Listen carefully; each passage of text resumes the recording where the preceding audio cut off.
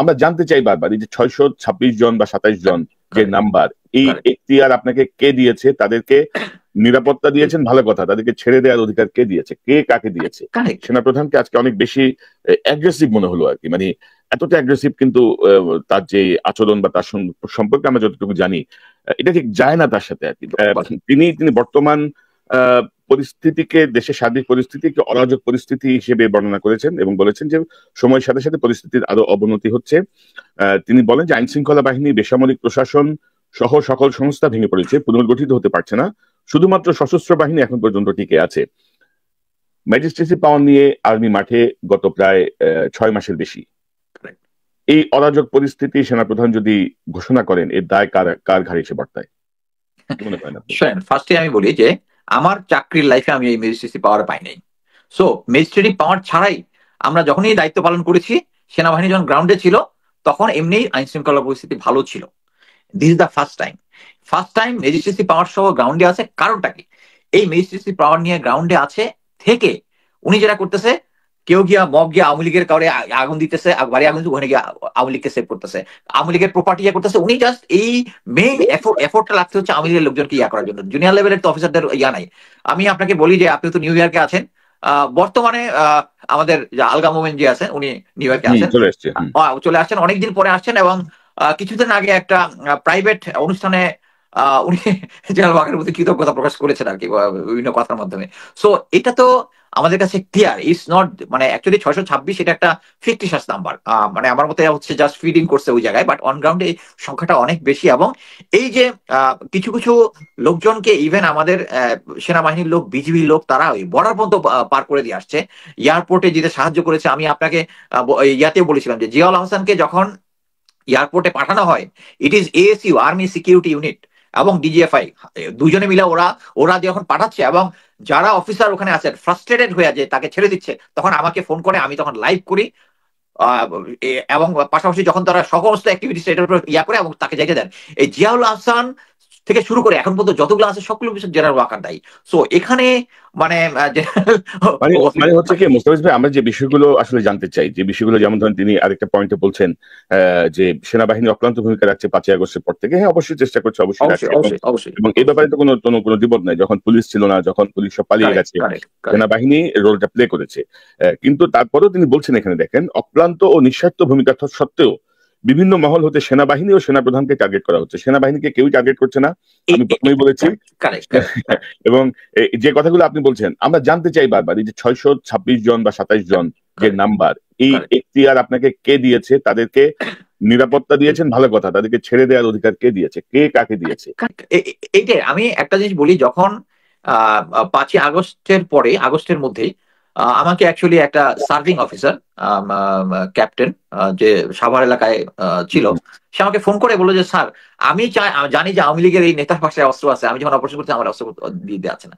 So এটাই হচ্ছে আর কি, যে যেহেতু 9 ডিভিট ডিউসি এবং ওখানকার কমান্ডার গুলো সবগুলো ছিল আওয়ামী। সো এরা কিন্তু গ্রাউন্ডে এখন ম্যাজিস্ট্রেসি পাওয়ার নিয়ে যদি যত যাই বলেন, আইন কানুন সবকিছুতে আছে, কিন্তু এটা ইমপ্লিমেন্ট তো করতে হবে। সো ইমপ্লিমেন্ট করার জন্য উনি একদিকে বলতেছে আমরা ম্যাজিস্ট্রেসি পাওয়ার নিয়ে আসি, এবং আমি বলতে পারি যে আমি এখন পর্যন্ত বাংলাদেশে যত আইএস ডিউটি করেছি, আমাদের কখনোই ম্যাজিস্ট্রেসি পাওয়ার ছিল না এবং কখনোই আমরা ব্যর্থ হই নাই। এই প্রথমবার ব্যর্থ কেন? মানে হচ্ছে আপনি ধরেন, আপনি ম্যাজিস্ট্রেসি পাওয়ার নিয়ে মাঠে আছেন, আপনি কোনো কাজ করছেন না, আবার আপনি দাবি করছেন যে পরিস্থিতি অরাজক পরিস্থিতি, আইন শৃঙ্খলা ভেঙে পড়েছে। আমি কেন বলতেছি যে জুনিয়র অফিসাররা, উনি যদি এখন এই যে এখন যে মানে তার মাসল ফ্লেক্স করলো সরকারের সামনে যে সেসব যে দায়িত্ব, বাট এটা বলতে পারি যে জুনিয়র অফিসাররা, এই যে আমি এতক্ষণ যেটা বললাম যে তাদেরকে অপারেশন করতে যাচ্ছেন, they know the exact thing. So উনি অ্যাকচুয়ালি সরকারকে ভয় দেখাচ্ছে এই কথাগুলো বলে, এবং ওখানে কোশ্চেন আনসার সেশনে যেগুলো সেট করেছে ওটা উনার সেট করা যায়, বাট অন গ্রাউন্ডে তার এই পাওয়ারটা নাই, কারণ আর্মি তার পিছনে নাই। এখানে উনি বারবার সেনাবাহিনী এবং সেনাপ্রধানকে বলার চেষ্টা করতেছে যে আমরা সেনাবাহিনী এগেন্স্টে, আমরা কখনোই সেনা প্রধানের এগেন্স্টে বলেছি, বিকজ অফ এই এতক্ষণ যে বললাম যে উনি আওয়ামী লীগকে পুনরুদ্ধার করতে চাচ্ছেন, নিষিদ্ধ করতে মানা করেছে। উনি তো সিরিজ, এটা তো না যে একটা বিচ্ছিন্ন ঘটনা বলার সুযোগ নেই, একটার পর একটা, একটার পর একটা, একটার পর একটা। এখানে আমরা শুধু বলতেছি সেনাবাহিনীর এগেন্স্টে আমরা কোনো কিছু করতেছি না। সেনাবাহিনী এখনো যে মেইন ফোর্স যেটা আছে উপরের দিকে 30-35 জন ছাড়া সবাই কেউ ইন্ডিয়ার হেজিমনি চায় না। এই যে মনে করেন যে আমি আমার কয়েকটা সত্যি বলছি, 24 ডিভিট জিওসি নতুন জেনারেল মুশফিক গিয়ে প্রথমেই সে যে ফেনী ওখানে যে শেখ হাসিনা যে ব্রিজটা দিয়েছে ওখানে গিয়ে ওখানে ডিফেন্স সিস্টেমটা ফাইনাল করেছে, করে রিকমেন্ড করেছে ওখানে যে ইন্ডিয়ার জন্য যে যে জায়গাটা দিয়েছিল, এটা তো ইন্ডিয়া অ্যাকচুয়ালি তার মিলিটারি স্থাপনা করতো ফিউচারে, এখন শুধু জাস্ট ব্যবসা বাণিজ্যের কথা বলে যে এটা তাদের ইপিজেড বলার চেষ্টা করছে, বাট ওই জায়গাটার মধ্যে একটা ব্রিগেড প্লাস স্ট্রেংথ করার চেষ্টা করছে, এটা কিন্তু করতেছে। মানে এটা হচ্ছে একজন বেসিক অফিসার কিন্তু তাই করবে। হ্যাঁ, বাংলাদেশ আর্মির অফিসাররা এইরকমই এবং দে আর ডেডিকেটেড, বাট ফিউ সিনিয়র যারা আছে, এবং দেখেন এত কিছু করার পরেও যে সমস্ত জেনারেল গুলাকে নিষেধাজ্ঞা দেওয়া হয়েছিল, যে যাদের উপরে পাসপোর্ট সিজ করা ছিল, এদেরকে সবাইকে পালিয়ে যেতে দিচ্ছে, পালিয়ে যেতে দিচ্ছে। এরপরেও লোকজন কিছু বুদ্ধিজীবী আছে, মানে কি বলবো এদেরকে, মানে অনলাইনে মুখ খারাপ করতে ইচ্ছা হয় কিন্তু করতে পারি না। ওয়াকার সাহেব ভালো।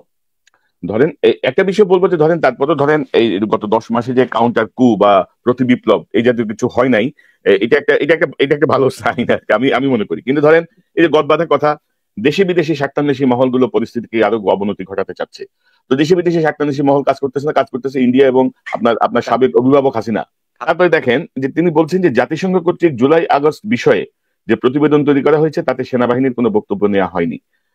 এ বিষয়ে জাতিসংঘের সাথে যোগাযোগ করা হলে তিনি জানতে পারেন যে জাতিসংঘ সেনাবাহিনীর সাথে যোগাযোগ করতে চাইলেও বর্তমান সরকার জাতিসংঘকে সেই সুযোগ দেয়নি। আচ্ছা, আপনার কি মনে হয় ডক্টর ইউনূস জাতিসংঘকে আহ্বান করেছে এই তদন্তটা করার জন্য? প্রথম পদক্ষেপ। জাতিসংঘ তার রিপোর্টে বলছে যে সেনাবাহিনী তাদেরকে রেসপন্ড করে নাই। তো সেনাবাহিনী বলতে পারতো যে ভাই আমরা করতে চাই, সরকার দেয় নাই আমাদেরকে, আমরা সরকারের তোমার সরকার এখানে অফিসারদের সামনে সে কিন্তু লাই করলো, একদম পিওর মিথ্যা কথা বললো। রিপোর্টের মধ্যেই বলা আছে সেনাবাহিনীর সাথে, এবং সেনাবাহিনীর সাথে একদম যোগাযোগ করে নাই তা না, কিছু কিছু অফিসার এবং কিছু কিছু কন্ট্রাক্টের সাথে তো তারা যোগাযোগ করেছে। কারণ আমি যেহেতু মানে এই টিমটা এখান থেকে যাওয়ার সাথে আমি কিছু কোঅর্ডিনেশন করে দিয়েছিলাম যে ইয়াতে, সো আমি ব্যাপারটা জানি, কিছু কিছু জানা আছে। মানে জাতিসংঘ সেনাবাহিনীর অফিসিয়াল বক্তব্যটা পাইনি, বুঝিনি, সেনাবাহিনীর অফিসিয়াল বক্তব্যটা পাইনি, অফিসিয়ালি সাপোর্ট করেন, হেল্প করে নাই। মানে সেনাবাহিনী তো কোনো সাপোর্টই করে নাই এখানে, এটা তো সেনাবাহিনী কোনো সাপোর্টই করে নাই, কোনো কিছু করে নাই। এবং পরবর্তীতে রিপোর্ট একটা জিনিস আমি আপনাকে বলতে পারি, এই যে টিমটা জাতিসংঘ থেকে গিয়েছিল এখানে কিন্তু একজন কলকাতার দাদাবাবু ছিল কিন্তু ওই টিমের মধ্যে। হ্যাঁ, টিমের মধ্যে কিন্তু সে ইচ্ছা করলেই তো পারবে না, কারণ যারা আদার টিমের মধ্যে আরো অনেক অনেক অনেক আছে, এবং সবাই জানে যে ইন্ডিয়ার একটা ইন্টারেস্ট আছে। বাট ফাইনালি যদি ওইরকমই হইতো, যদি তারা যদি কোনো অনিয়ম করতো, ওই দাদাবাবু তো দাঁড়াই যেত যে ইউএন এখানে অনিয়ম করতেছে, অন্যায় ভাবে করতেছে। ওটা কিন্তু দাদাবাবু ছিল একজন, আমি নামটাও জানি, এখন বলবো না জিনিসটা। তো তারপরে আমি আরেকটা প্রসঙ্গে যাই, অনেক অনেক বক্তব্য তিনি বলেছেন যে সংস্কার সহ বিভিন্ন জাতীয় গুরুত্বপূর্ণ বিষয়ে সরকার কি সিদ্ধান্ত নিচ্ছে বা কিভাবে নিচ্ছে সে বিষয়ে দেশবাসীর পাশাপাশি তিনি এবং সেনাবাহিনী অবগত নন বলে হতাশা ব্যক্ত করেন। পরবর্তীতে এক প্রশ্নের উত্তরে তিনি উল্লেখ করেন যে প্রথম দিন থেকে প্রয়োজনীয় সংস্কারের বিষয়ে তিনি বারংবার সরকারকে অনুরোধ করেছেন, তবে সরকার অনুরূপ সংস্কারের বিষয়ে সত্যিকার অর্থে সিরিয়াস নয় বলে তিনি উল্লেখ করেন। মানে আপনি অবস্থাটা দেখেন, অথচ কিন্তু 10টা সংস্কারের মধ্যে 6টা কিন্তু অলরেডি রিপোর্ট দিয়ে দিছে আরো 2-3 মাস আগে, সংস্কারের ইয়াতে কিন্তু দিয়ে দিছে আরো আগে। তবে উনি যেহেতু ইন্ডিয়ার এজেন্ট, ইন্ডিয়া ওই জিনিসগুলো চায়, সো উনি যদি এটাতে ইনভলভ থাকে বা থাকে, হ্যাঁ, তাহলে তো উনি ওনার চয়েস মতো লোক দিতে পারবেন। হ্যাঁ, এই জন্য উনি চাচ্ছে যে আর্মির মধ্যে, বাট কথা জিনিস হচ্ছে এটা কিন্তু আর্মির মানে জব ডেসক্রিপশন জুরিডিকশনের মধ্যে পড়ে না, তাদের চার্টার অফ ডিউটির মধ্যে এটা পড়ে না। সো উনি এটা দাবি করতেছেন সরকার কি সিদ্ধান্ত নিবে, কি সংস্কার করবে, এটা সেনাবাহিনীকে জানাই করতে হবে, সরকারের এমন কোনো দায় পড়ে নাই, তাই না? একটা পয়েন্ট বলবো যে করিডোরের ব্যাপারে যেটা আমি আসছি। হ্যাঁ, মানে উনি এই পয়েন্টটা বলছেন যে আমার ধারণা কি জানেন তো, ওনার এই ক্ষোভ বা বডি ল্যাঙ্গুয়েজ বা যা কিছু সবকিছু হচ্ছে ওই যে নিরাপত্তা উপদেষ্টা যে খলিল সাহেবকে কেন্দ্র করে, মানে উনি এক ধরনের অফেন্ডেড হয়েছেন খলিল সাহেবকে নিরাপত্তা উপদেষ্টা বানাই দেওয়ার পরে, এবং প্লাস ওই যে অতিরিক্ত দায়িত্ব হিসেবে ডিফেন্স দেখার দায়িত্ব দেওয়ার পরে। এবং মানবিক করিডোরের ব্যাপারটা নিয়ে একটু বলে তারপর আপনার কাছে আসি, যে উনি বলছেন যে মানবিক করিডোরের মধ্যে স্পর্শকাতর ও ঝুঁকিপূর্ণ সিদ্ধান্ত নেওয়ার এখতিয়ার বর্তমান সরকারের নেই বলে তিনি উল্লেখ করেন। তিনি বলেন শুধুমাত্র একটি নির্বাচিত রাজনৈতিক সরকারই যথাযথ পদ্ধতি অনুসরণ পূর্বক এরূপ সিদ্ধান্ত নিতে পারে। তিনি আরো বলেন যে করিডোর বিষয়ে সরকার কি ভাবছেন বা একটি জাতিকে প্রক্সি ওয়ারের দিকে ঠেলে দিচ্ছেন কিনা এই প্রশ্ন রাখেন, এবং তিনি স্পষ্ট ভাবে বলেন there will be no corridor.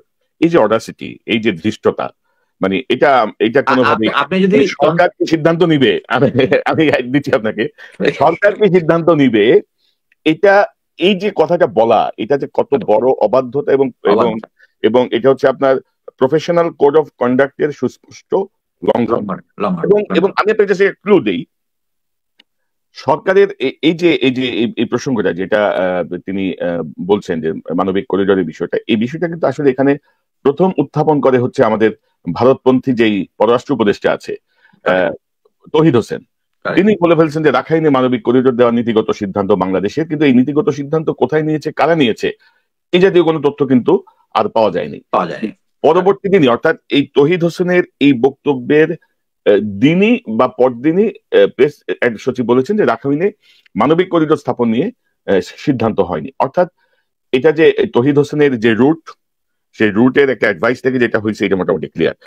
আপনি একটু বলেন যে এইভাবে ধরেন মানবিক করিডোর বা এটা নিয়ে যদি আপনার আপত্তি থাকে, বিং এ আর্মি চিফ, যেহেতু যে পরিস্থিতি হোক আপনি একটা ঝুঁকি নিয়েছেন 5ই আগস্টে, আপনি কথা বলেন না কেন? আপনি কথা তো বলতে পারেন।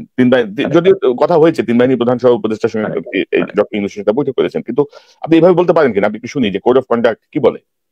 আচ্ছা, এখানে আমি একটা কথা বলি, সেটা হচ্ছে ওনার সাথে যে 3 বাহিনী সহ যে কনফারেন্সটা হয়েছিল, ওখানে কিন্তু এই মানবিক করিডোর নিয়ে কথা হয়েছে। ওখানে সেনাপ্রধান বলেছেন যে এই মানবিক করিডোর দেওয়াটা নিয়ে উচিত হচ্ছে আমাদের যারা স্টেক হোল্ডার তাদের সাথে একটা কনফারেন্স করা, হোয়ার ইজ হিজ রাইট। আমি মনে করি সরকারের এই করিডোর দেওয়ার ব্যাপারে আর্মির সাথে একটা আগে থেকে কথা বলে নেওয়া ঠিক আছে, decision will be taken by government. But কথা হচ্ছে এর পরবর্তীতে আমি যেটা শুনেছি, উনি বলেছে যে এটার বিষয়ে একটা স্টাডি আছে, লেফটেন্যান্ট জেনারেল শাহিন যে এনডিসির কমান্ডার, উনি একটা প্রেজেন্টেশন দিবেন, ওনারা শুনবেন। এটা দেওয়ার জন্য বোধহয় খলিলুর রহমান এবং প্রফেসর ইউসুফ করেছে কিনা আমি জানি না, বাট সরকারকে করবে এবং এটা নিয়ে একটা। আসসালামু আলাইকুম, সবাইকে শুভেচ্ছা, প্রীতি, ভালোবাসা জানিয়ে আজকের আলোচনা আমরা শুরু করছি। আজকে আমার তাজ হাশমি শোতে দুজন খুবই গুরুত্বপূর্ণ অতিথি রয়েছেন, রাষ্ট্রদূত মারুফুজ্জামান ও রাষ্ট্রদূত সাকিব আলী। এই দুজনের সঙ্গে আমরা ইনফর্মালি একটা টেবিল টকের মতো, মানে আমার শোটা আপনারা জানেন এটা টিপিক্যাল টক শো না। I am not the presenter, আমি সঞ্চালক নই, আই এম অলসো পার্টিসিপেন্ট। আমি আরো দুজন বন্ধু, দুজন অতিথি নিয়ে তাদের সঙ্গে অ্যাজ ইফ একটা ড্রয়িং রুমে কথা বলছি, উইচ আপনারা শুনবেন এবং আপনাদের যে প্রশ্নগুলো থাকে ওগুলো আমি, আপনারা ইম্পর্টেন্ট প্রশ্ন পেলে ওটাও আমি ছুড়ে দেব, তারপরে ওটা নিয়েও আলোচনা করবো। সুতরাং একটু স্লাইটলি ডিফারেন্ট টাইপ। তো বলবেন না সঞ্চালক ডক্টর হাশমি বেশি কথা বলছেন, আমরা সবাই সময় ভাগ করে নেব। আমরা মোটামুটি আজ বাংলাদেশের অনেকেই যে গুজবগুলো শুনছেন, একটা গুজব বাজারে খুব চাউর হয়েছে যে সেনাপ্রধান এই পরশুদিন মিটিং করেছেন 5 জন লেফটেন্যান্ট জেনারেল আর 8 জন 6 জন মেজর জেনারেল নিয়ে, মানে অনেক অফিসারদের নিয়ে কথাবার্তা বলেছেন। এটা নিয়ে অনেকে বাজারে একটা গুঞ্জন শুরু হয়েছে যে তারা একটা স্টেট অফ এমার্জেন্সি দিতে যাবে। আমার মনে হয় না, এবং আমরা যে সম্মিলিতভাবে কদিন থেকে বলছি এর উদ্দেশ্য কিন্তু এটাই, যেন জেনারেল ওয়াকারুজ্জামান এন্ড তার গ্যাং যেন কোনো টেক ওভারের সাহস না পায়।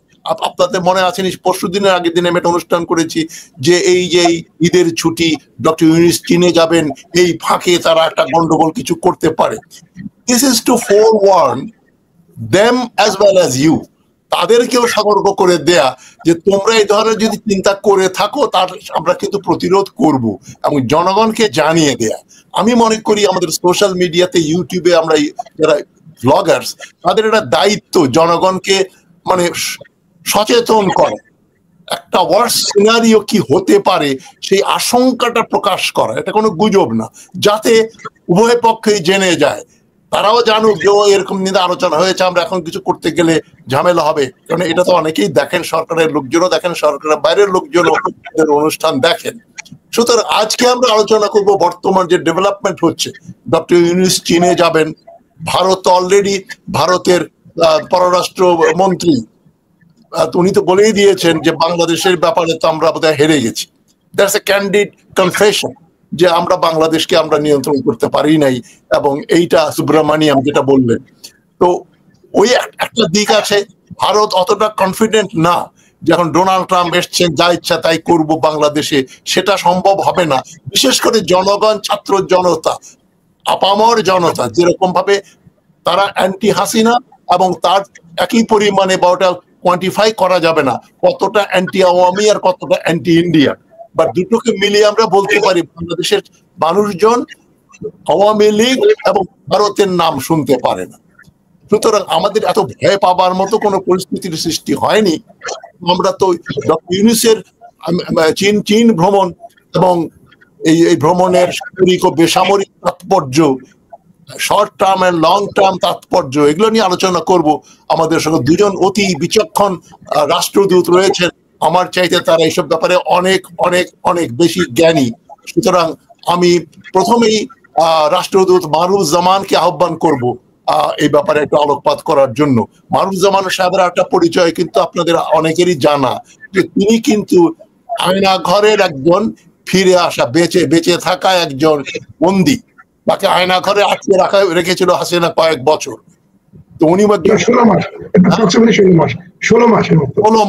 16 মাস তাকে আয়না ঘরে বন্দি করে রাখা হয়েছিল। তো ওটা নিয়ে আমরা একবার আলোচনা করেছি। আজ আয়না ঘর না, আজ এখন বাংলাদেশটাকে আয়না ঘর বানানোর একটা পরিকল্পনা করছে অনেকেই। ভারত এবং তার আশীর্বাদ পুষ্ট আওয়ামী লীগ, এই আওয়ামী লীগকে নিষিদ্ধ করা যাবে না, করলে কনস্টিটিউশনাল ক্রাইসিস হবে, এই রাবিশ গুলো আমরা শুনছি। এই বিভিন্ন এই কন্টেম্পোরারি ইস্যুস গুলো নিয়ে আমরা কথা বলবো। প্রথমে আমি চলে যাচ্ছি রাষ্ট্রদূত মারুফুজ্জামান। আসসালামু আলাইকুম স্যার, ধন্যবাদ স্যার আপনাকে। Hello, Sir Saqib. Very best regards to Saqib. Saqib is my colleague in the Foreign Office. We served together in the protocol. A young, smart, handsome young officer. And he was one of my top favorites. Jack sir, coming back to the point. Thank you all. আপনি যে পয়েন্টে চলে আসছেন sir, যে emergency কিংবা কোনো কুদিতা anything of that nature হবে কি হবে না, আপনি কনক্লুশন দিয়েছেন। I completely agree with you যে জুলাইয়ের যে অভ্যুত্থান হয়েছিল August 5th, which culminated, was an organic movement by the people, by the forefront was the students, backed by the entire masses. এই প্রথমবারের মতো বাবা মা ছেলে, আমিও ছিলাম স্যার, আমার ওয়াইফও ছিল, বাচ্চা কাচ্চা সবাই নেমে গেছিল স্যার। এটা আমাদের কেউ এনে দেয়নি, we earned it sir, we earned our liberation, and it was from this কি বলবো, the debauch, autocratic fascist Hasina, backed by the Indian establishment, Hindutva, RSS, Akhand Bharat, hegemonic policy against it, আমরা fight করছি sir, এখনো করছি। I mean, we are not out of it. আরেকটা বলি sir, army কিন্তু আমি কিন্তু স্যার একটা পরিচয় আমার আছে, I served in the army also. That was from 77 to 81 till the assassination of Shahid President Ziaur Rahman. তারপরে আমি ফরেন অফিসে জয়েন করি। আর্মি কিন্তু স্যার র্যাঙ্ক এন্ড ফাইল, এরা কিন্তু really Patriots, there is no doubt about that. উপরেও কিন্তু sir সবাই যে খারাপ তা আমরা বলা ঠিক, খুব ভুল করবো। উপরে হয়তো স্যার হ্যান্ডফুল ফিউ যারা মিসগাইডেড থাকতে পারেন স্যার, মিসগাইডেড যারা আয়নাঘর করেছিল, and those who took part in extrajudicial killing and the mayhem যে হয়েছিল sir, the open fire on people, it was done by those elements, and these elements should definitely be tried under CRPC, because crime against humanity is not covered by the army rules. So I'm repeating, crime against humanity is not covered by the army rules. Army rules is minor crimes.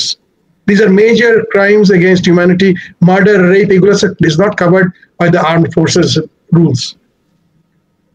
And armed forces শুধু এটার জন্য করবে না sir, internationally it will not be accepted.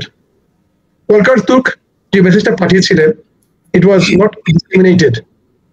লোকে কিন্তু জানতে পারেনি sir, আমরা বলতে পারিনি, it was kept secret. So এই মুভমেন্টটা স্যার যদি হতো, আর্মির কিন্তু প্রচন্ড ক্ষতি হয়ে যেত। Army as an institution in Bangladesh is an integral part and must be a strong force which can act as a deterrent of Bangladesh, sir.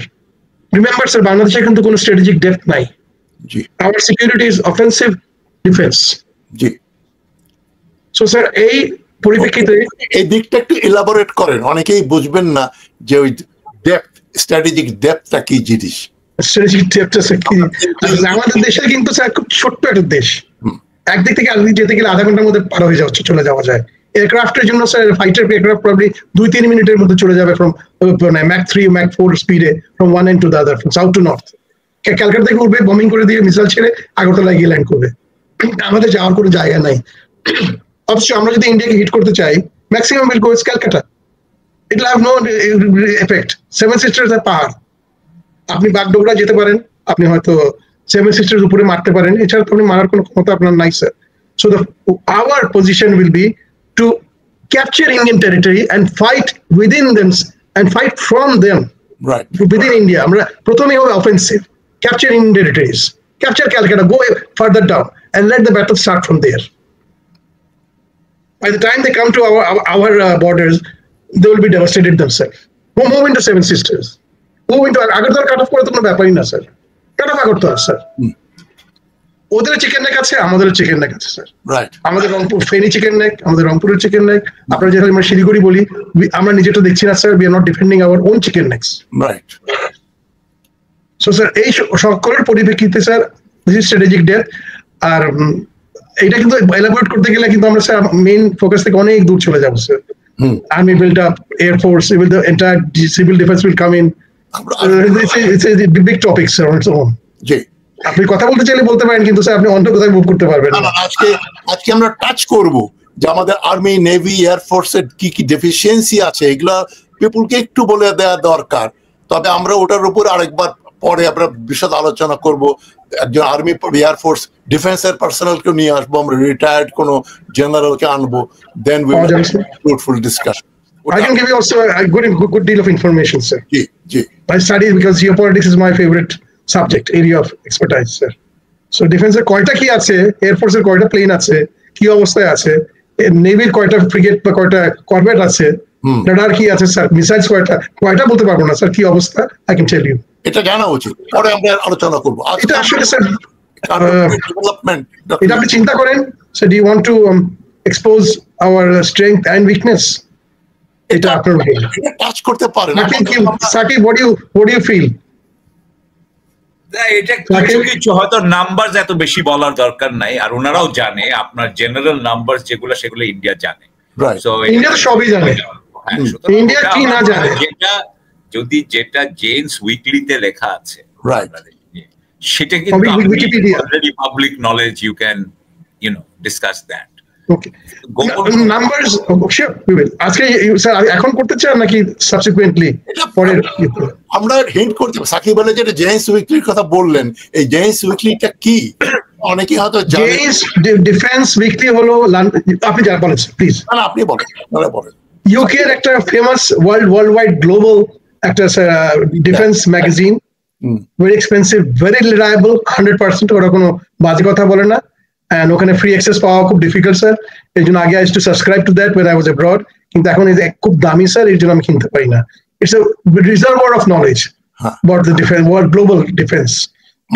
কোন দেশের কয়টা কামান, কয়টা বন্দুক, কতজন সৈন্য আছে, কত অ্যাক্টিভ, কত ইনঅ্যাক্টিভ, ব্যাটল হার্ডেন, তারা যুদ্ধ করার মতো অবস্থা কতজনের আছে, এই পুরো ডিটেইলস পৃথিবীর, রাশিয়া বলেন, চীন বলেন, ইউক্রেন বলেন, বাংলাদেশ বলেন, এই জেমস ডিফেন্স উইকলি থেকে আমরা জানতে পারি। আর একটা রিকোয়েস্ট করেছেন কয়েকজন শ্রোতা যে স্যার একটু বাংলায় কথা বললে আমাদের বুঝতে সুবিধা হয়, তা উই শুড ট্রাই। আমরা যতটা সম্ভব ইংরেজি পুরো কনভারসেশন না করে দুটা শব্দ বলবো, কিন্তু ইংরেজিতে আমরা কোনো সেন্টেন্স না বলাই ভালো, অনেকেই বুঝতে পারে। ব্যাটল হার্ডেন্ড কি বলবো সাকিব, ব্যাটল হার্ডেন্ড। ঠিক আছে, তো আরেকটা সাইট আছে, অনেকগুলো সাইট আছে স্যার, গ্লোবাল ফায়ার পাওয়ার ইন্ডেক্স। গ্লোবাল পাওয়ার বাংলায় বলতে পারবো না, ভিডিও আছে প্রচুর। হ্যাঁ, গ্লোবাল ফায়ার পাওয়ার ইন্ডেক্স আছে স্যার। দের ইজ সিম্পল জিনিস, উইকিপিডিয়াতে যান and go and search for Bangladesh Armed Forces equipments. You'll get everything. So you'll get everything literally, sir. আমরা ওখানে আপনি ammunition কি, the equipment, rifle sir is a piece of steel. একটা অস্ত্র, rifle একটা লোহার টুকরা, এটা কিন্তু কোনো কাজে না, ডান্ডার মতো স্যার, যত মধ্যে বুলেট না থাকে, মানে অ্যামুনিশন না থাকে। সো এক্স্যাক্টলি সিক্রেট অ্যামুনিশন কত আছে আপনার?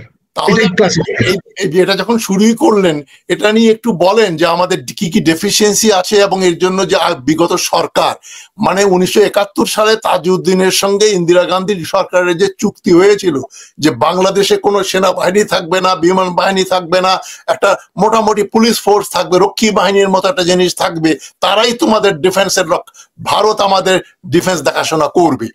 ওই ডক্ট্রিনটা কিন্তু শেখ হাসিনা অ্যাডপ্ট করেছে, এরশাদের সময় শুরু হয়েছে, এবং সেটা খালেদা জিয়ার সরকারও ওটা পুরোটা প্রতিহত করতে পারেন নাই, এবং কন্টিনিউ করে আসছে অ্যাটলিস্ট সিন্স 2007 and 2008।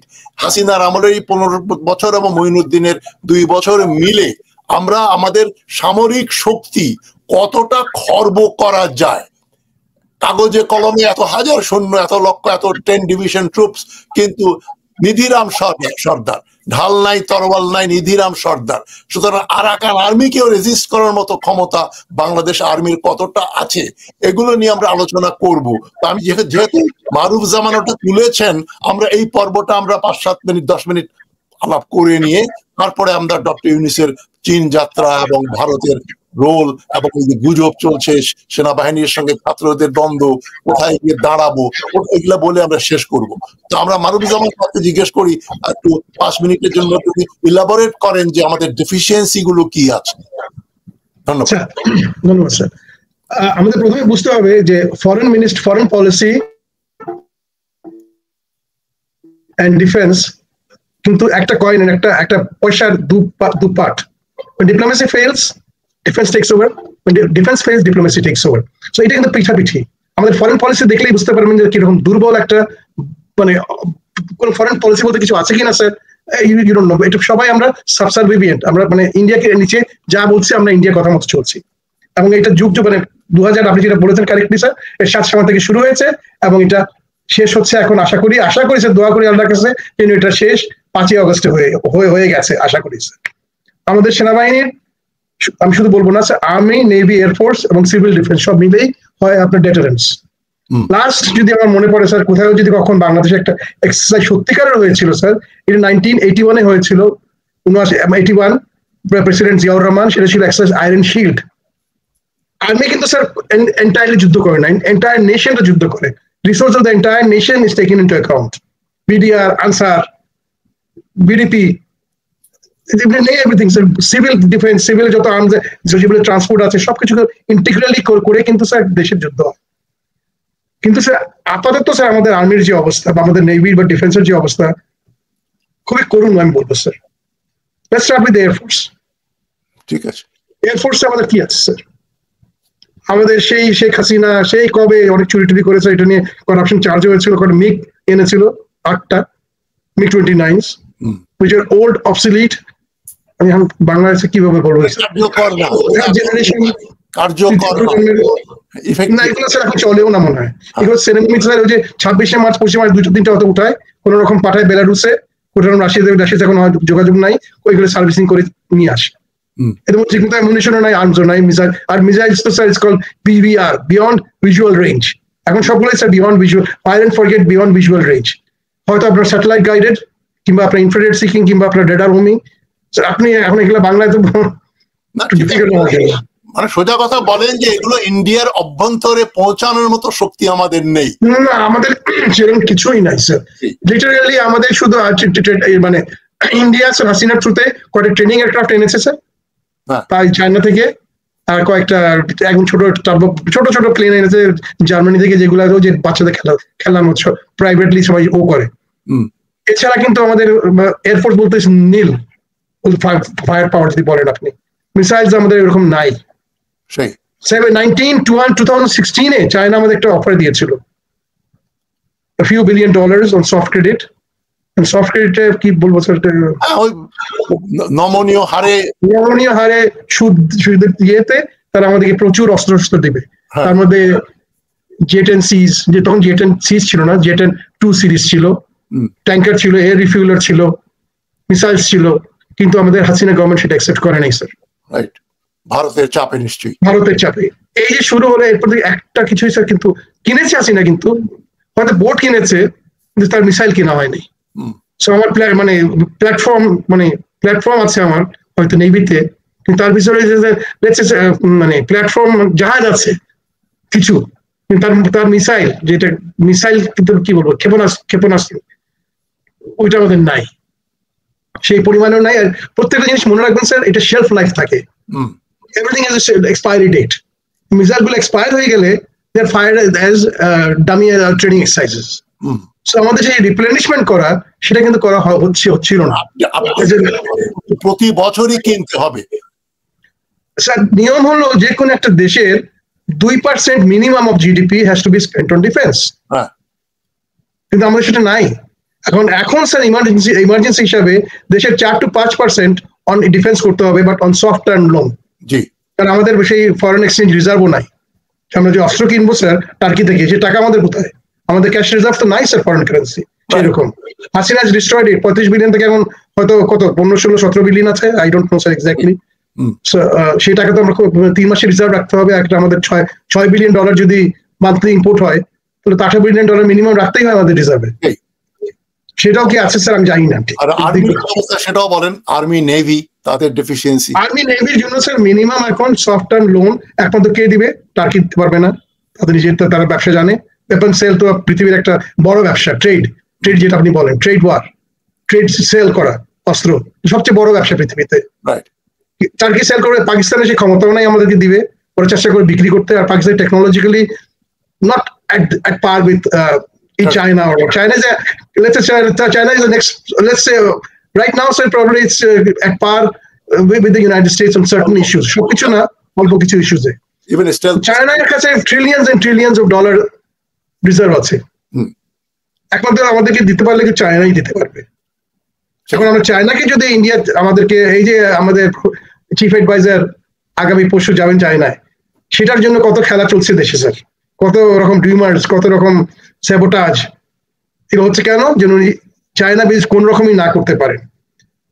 আপনি যেটা বলেছেন স্যার যে জয়শঙ্কর অলরেডি এডমিট করেছেন দেভ লস্ট, কিন্তু এদিকে আবার মোদিজি 56 ইঞ্চ চেস্ট, উনি চিল্লাচ্ছেন আর সাহস করছেন professor Yunus cannot go, you must not go to see China.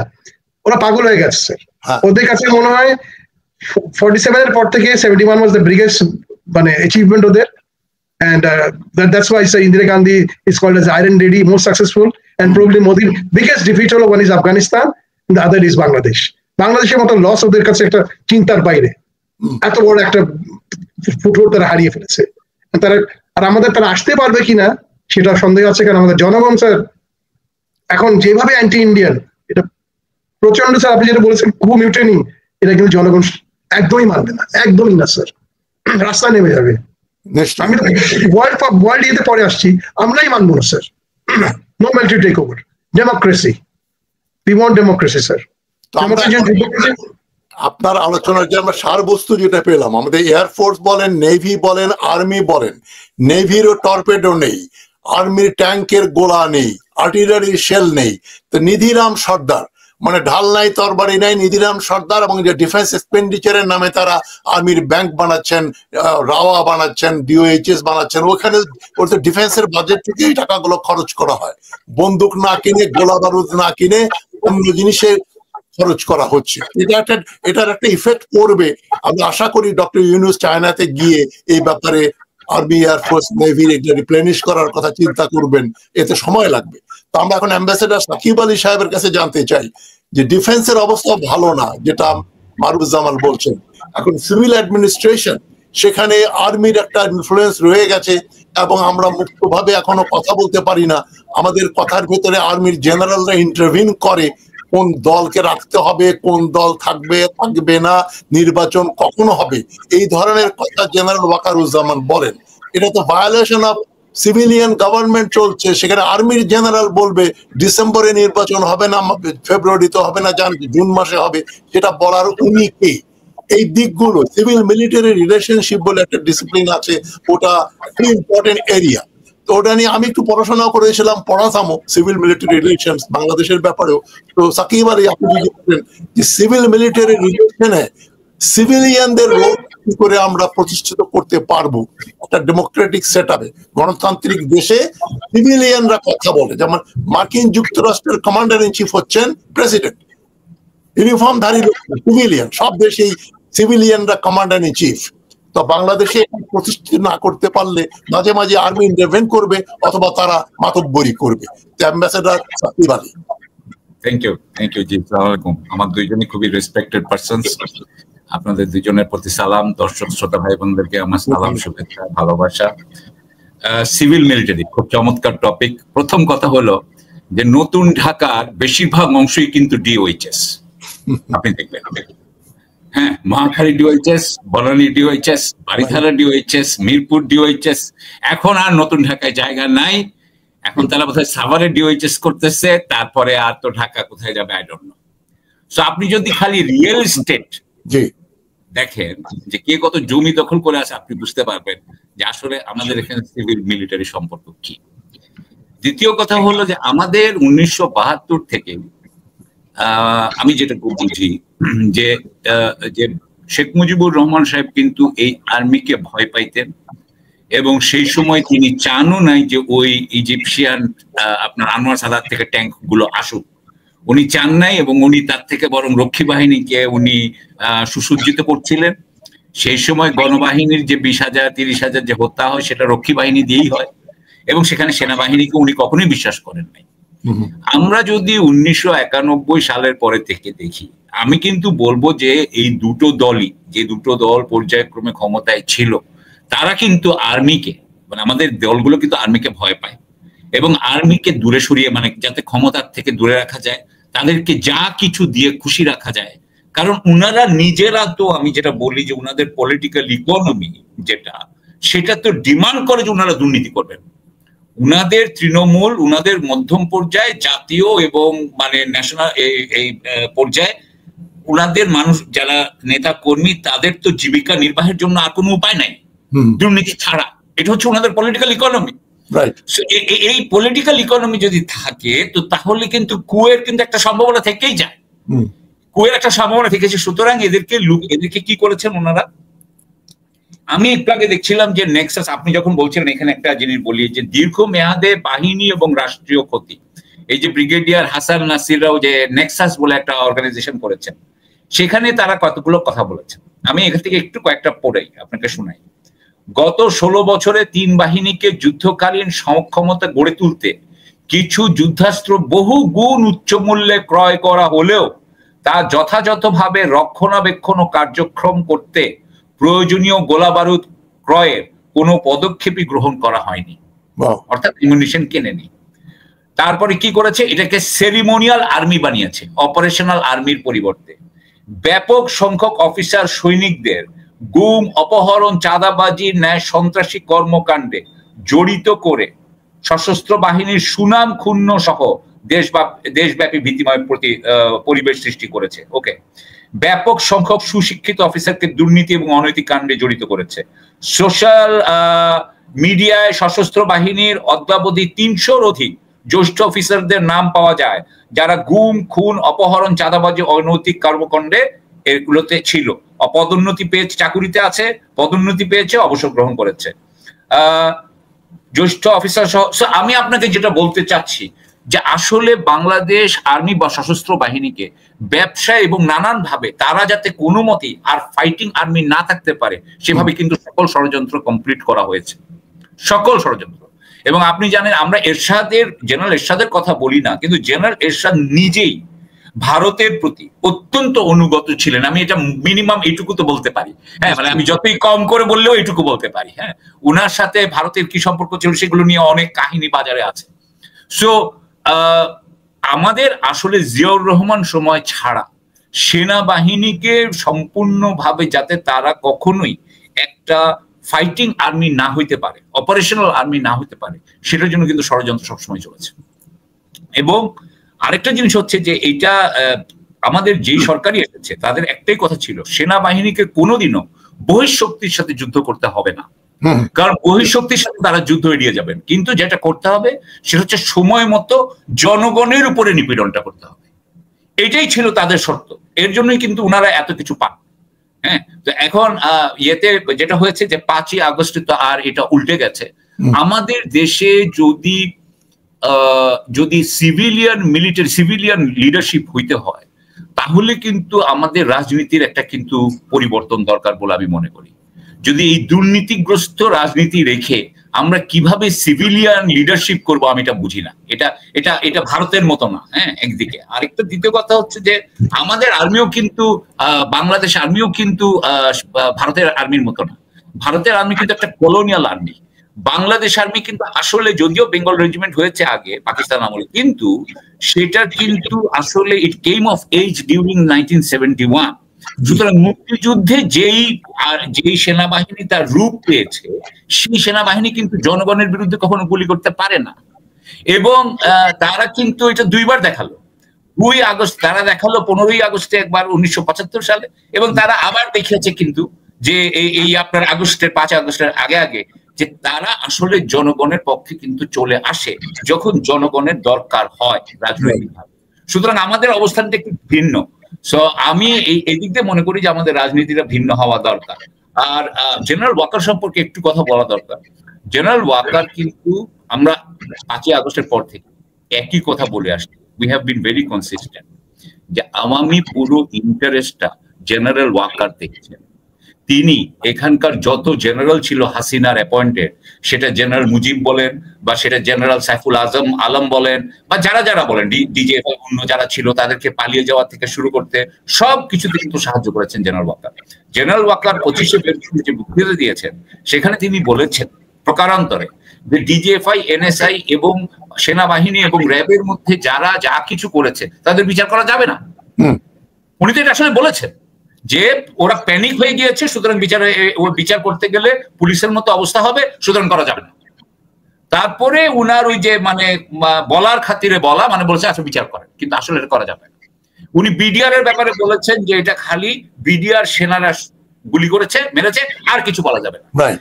এখন উনি আসলে যে কি কার স্বার্থ, এটা ভারত, আওয়ামী লীগ, এদের স্বার্থ যে উনি রক্ষণাবেক্ষণ করেন, এবং হাসিনা চলে গেছে, শেখ ফ্যামিলি চলে গেছে, তার অ্যাপারেটাস তো রয়ে গেছে, সেই অ্যাপারেটাসের মেইন প্রোটেক্টর হচ্ছে জেনারেল ওয়াকার।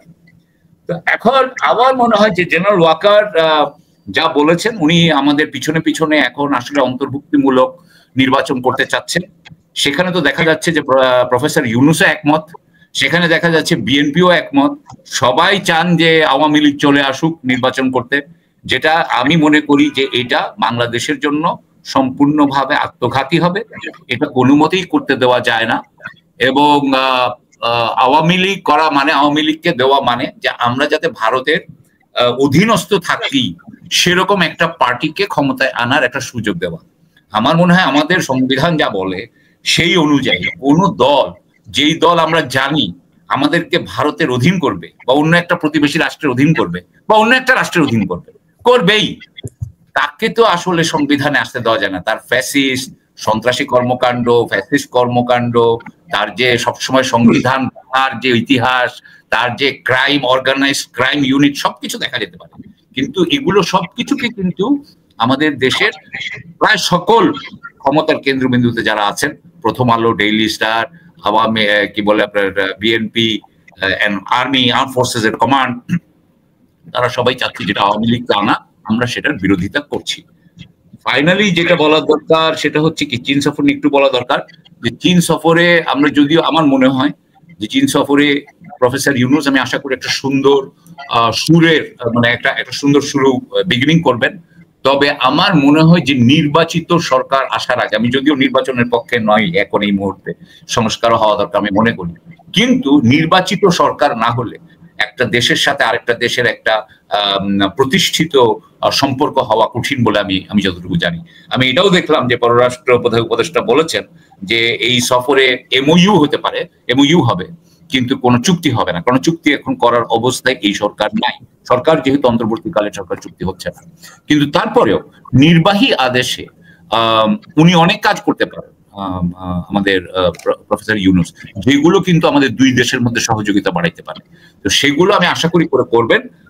এবং আমাদের চীনের সাথে একটা অত্যন্ত শক্তিশালী সম্পর্ক, কারণ আমি এইভাবে দেখি চীনের সাথে আমাদের খালি সমরাস্ত্র এবং ধরেন তিস্তা মহাপরিকল্পনা, সেটা তো কাজ এগিয়ে যাচ্ছে, কিন্তু তাছাড়াও আমরা কিভাবে একটা টেকনোলজিক্যাল নেশন হতে পারি, আমরা কিভাবে একটা ইন্ডাস্ট্রিয়ালাইজ নেশন হতে পারি, এবং সেই হিসাবে আমাদের এডুকেশনাল সিস্টেম কি হইতে পারে, আমার মনে হয় এইখানে আমরা চীন থেকে আমাদের অনেক শেখার কিছু আছে। এবং আমি আশা করবো যে চীনের থেকে আমরা এই জিনিসগুলো শেখার একটা বন্দোবস্ত আমরা করতে পারবো। এটুকু বলে আমি এখানে শেষ করি। ধন্যবাদ। হ্যাঁ, সাকিব আলী অনেকগুলো গুরুত্বপূর্ণ কথা বলেছেন। যে ওয়াকারুজ্জামানকে কিন্তু অনেকেই খুব প্রশংসা করেছিলেন যে 5ই আগস্টে উনি যদি গুলি করতেন তাহলে বহু লোক মারা যেত, এবং উনি দেশটাকে রক্ষা করে দিয়েছেন। এবং তিনি একজন পরহেজগার ব্যক্তি, ওই যে বঙ্গভবনে গিয়ে তিনি মাগরিবের নামাজে ইমামতি করলেন, এই ধরনের কথাবার্তাও আমরা মিডিয়াতে দেখেছি।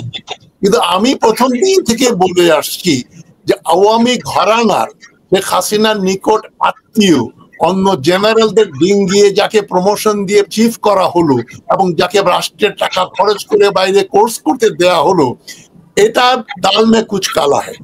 এই লোক কোনোদিনও হাসিনার বিরুদ্ধে, আওয়ামী লীগের বিরুদ্ধে যাবে না এবং যায়নি। উনি নিজে স্বীকার করেছে আমি 626 জনকে আশ্রয় দিয়ে রেখেছিলাম, তাদেরকে আমি পরে তারা যেতে চেয়েছে তাদেরকে, মানে উনি এটা বলেন না যে আমি তাদেরকে ভারতে পাঠিয়ে দিয়েছি। মানে শেখ হাসিনাটা সবাই জানে, কিন্তু 626 জন আমি একাধিকবার প্রশ্ন করেছি, এটা আমরাও জানলাম না, ডক্টর ইউনূসও জানলেন না যে 626 জন কারা, কোথায় রেখেছিলেন, কেন রাখলেন এবং কেন ছেড়েই বা কেন দিলেন, এটার কোনো উত্তর উনি দেননি। উনি এতটা অ্যারোগেন্ট, তখন বুঝতে পারেননি যেগুলো নিয়ে আজকে আমরা আলোচনা করব, প্রশ্ন তুলব। ওয়াকারুজ্জামান, তুমি অন্যায় করেছো, তুমি বিচারের কথা বলছো যে যারা যারা ডিজিএফআই এবং যারা যারা আর্মির লোকজন মানুষ হত্যা করেছে তাদের কোনো বিচার করা যাবে না। প্রচন্ড রকম কথা বলে।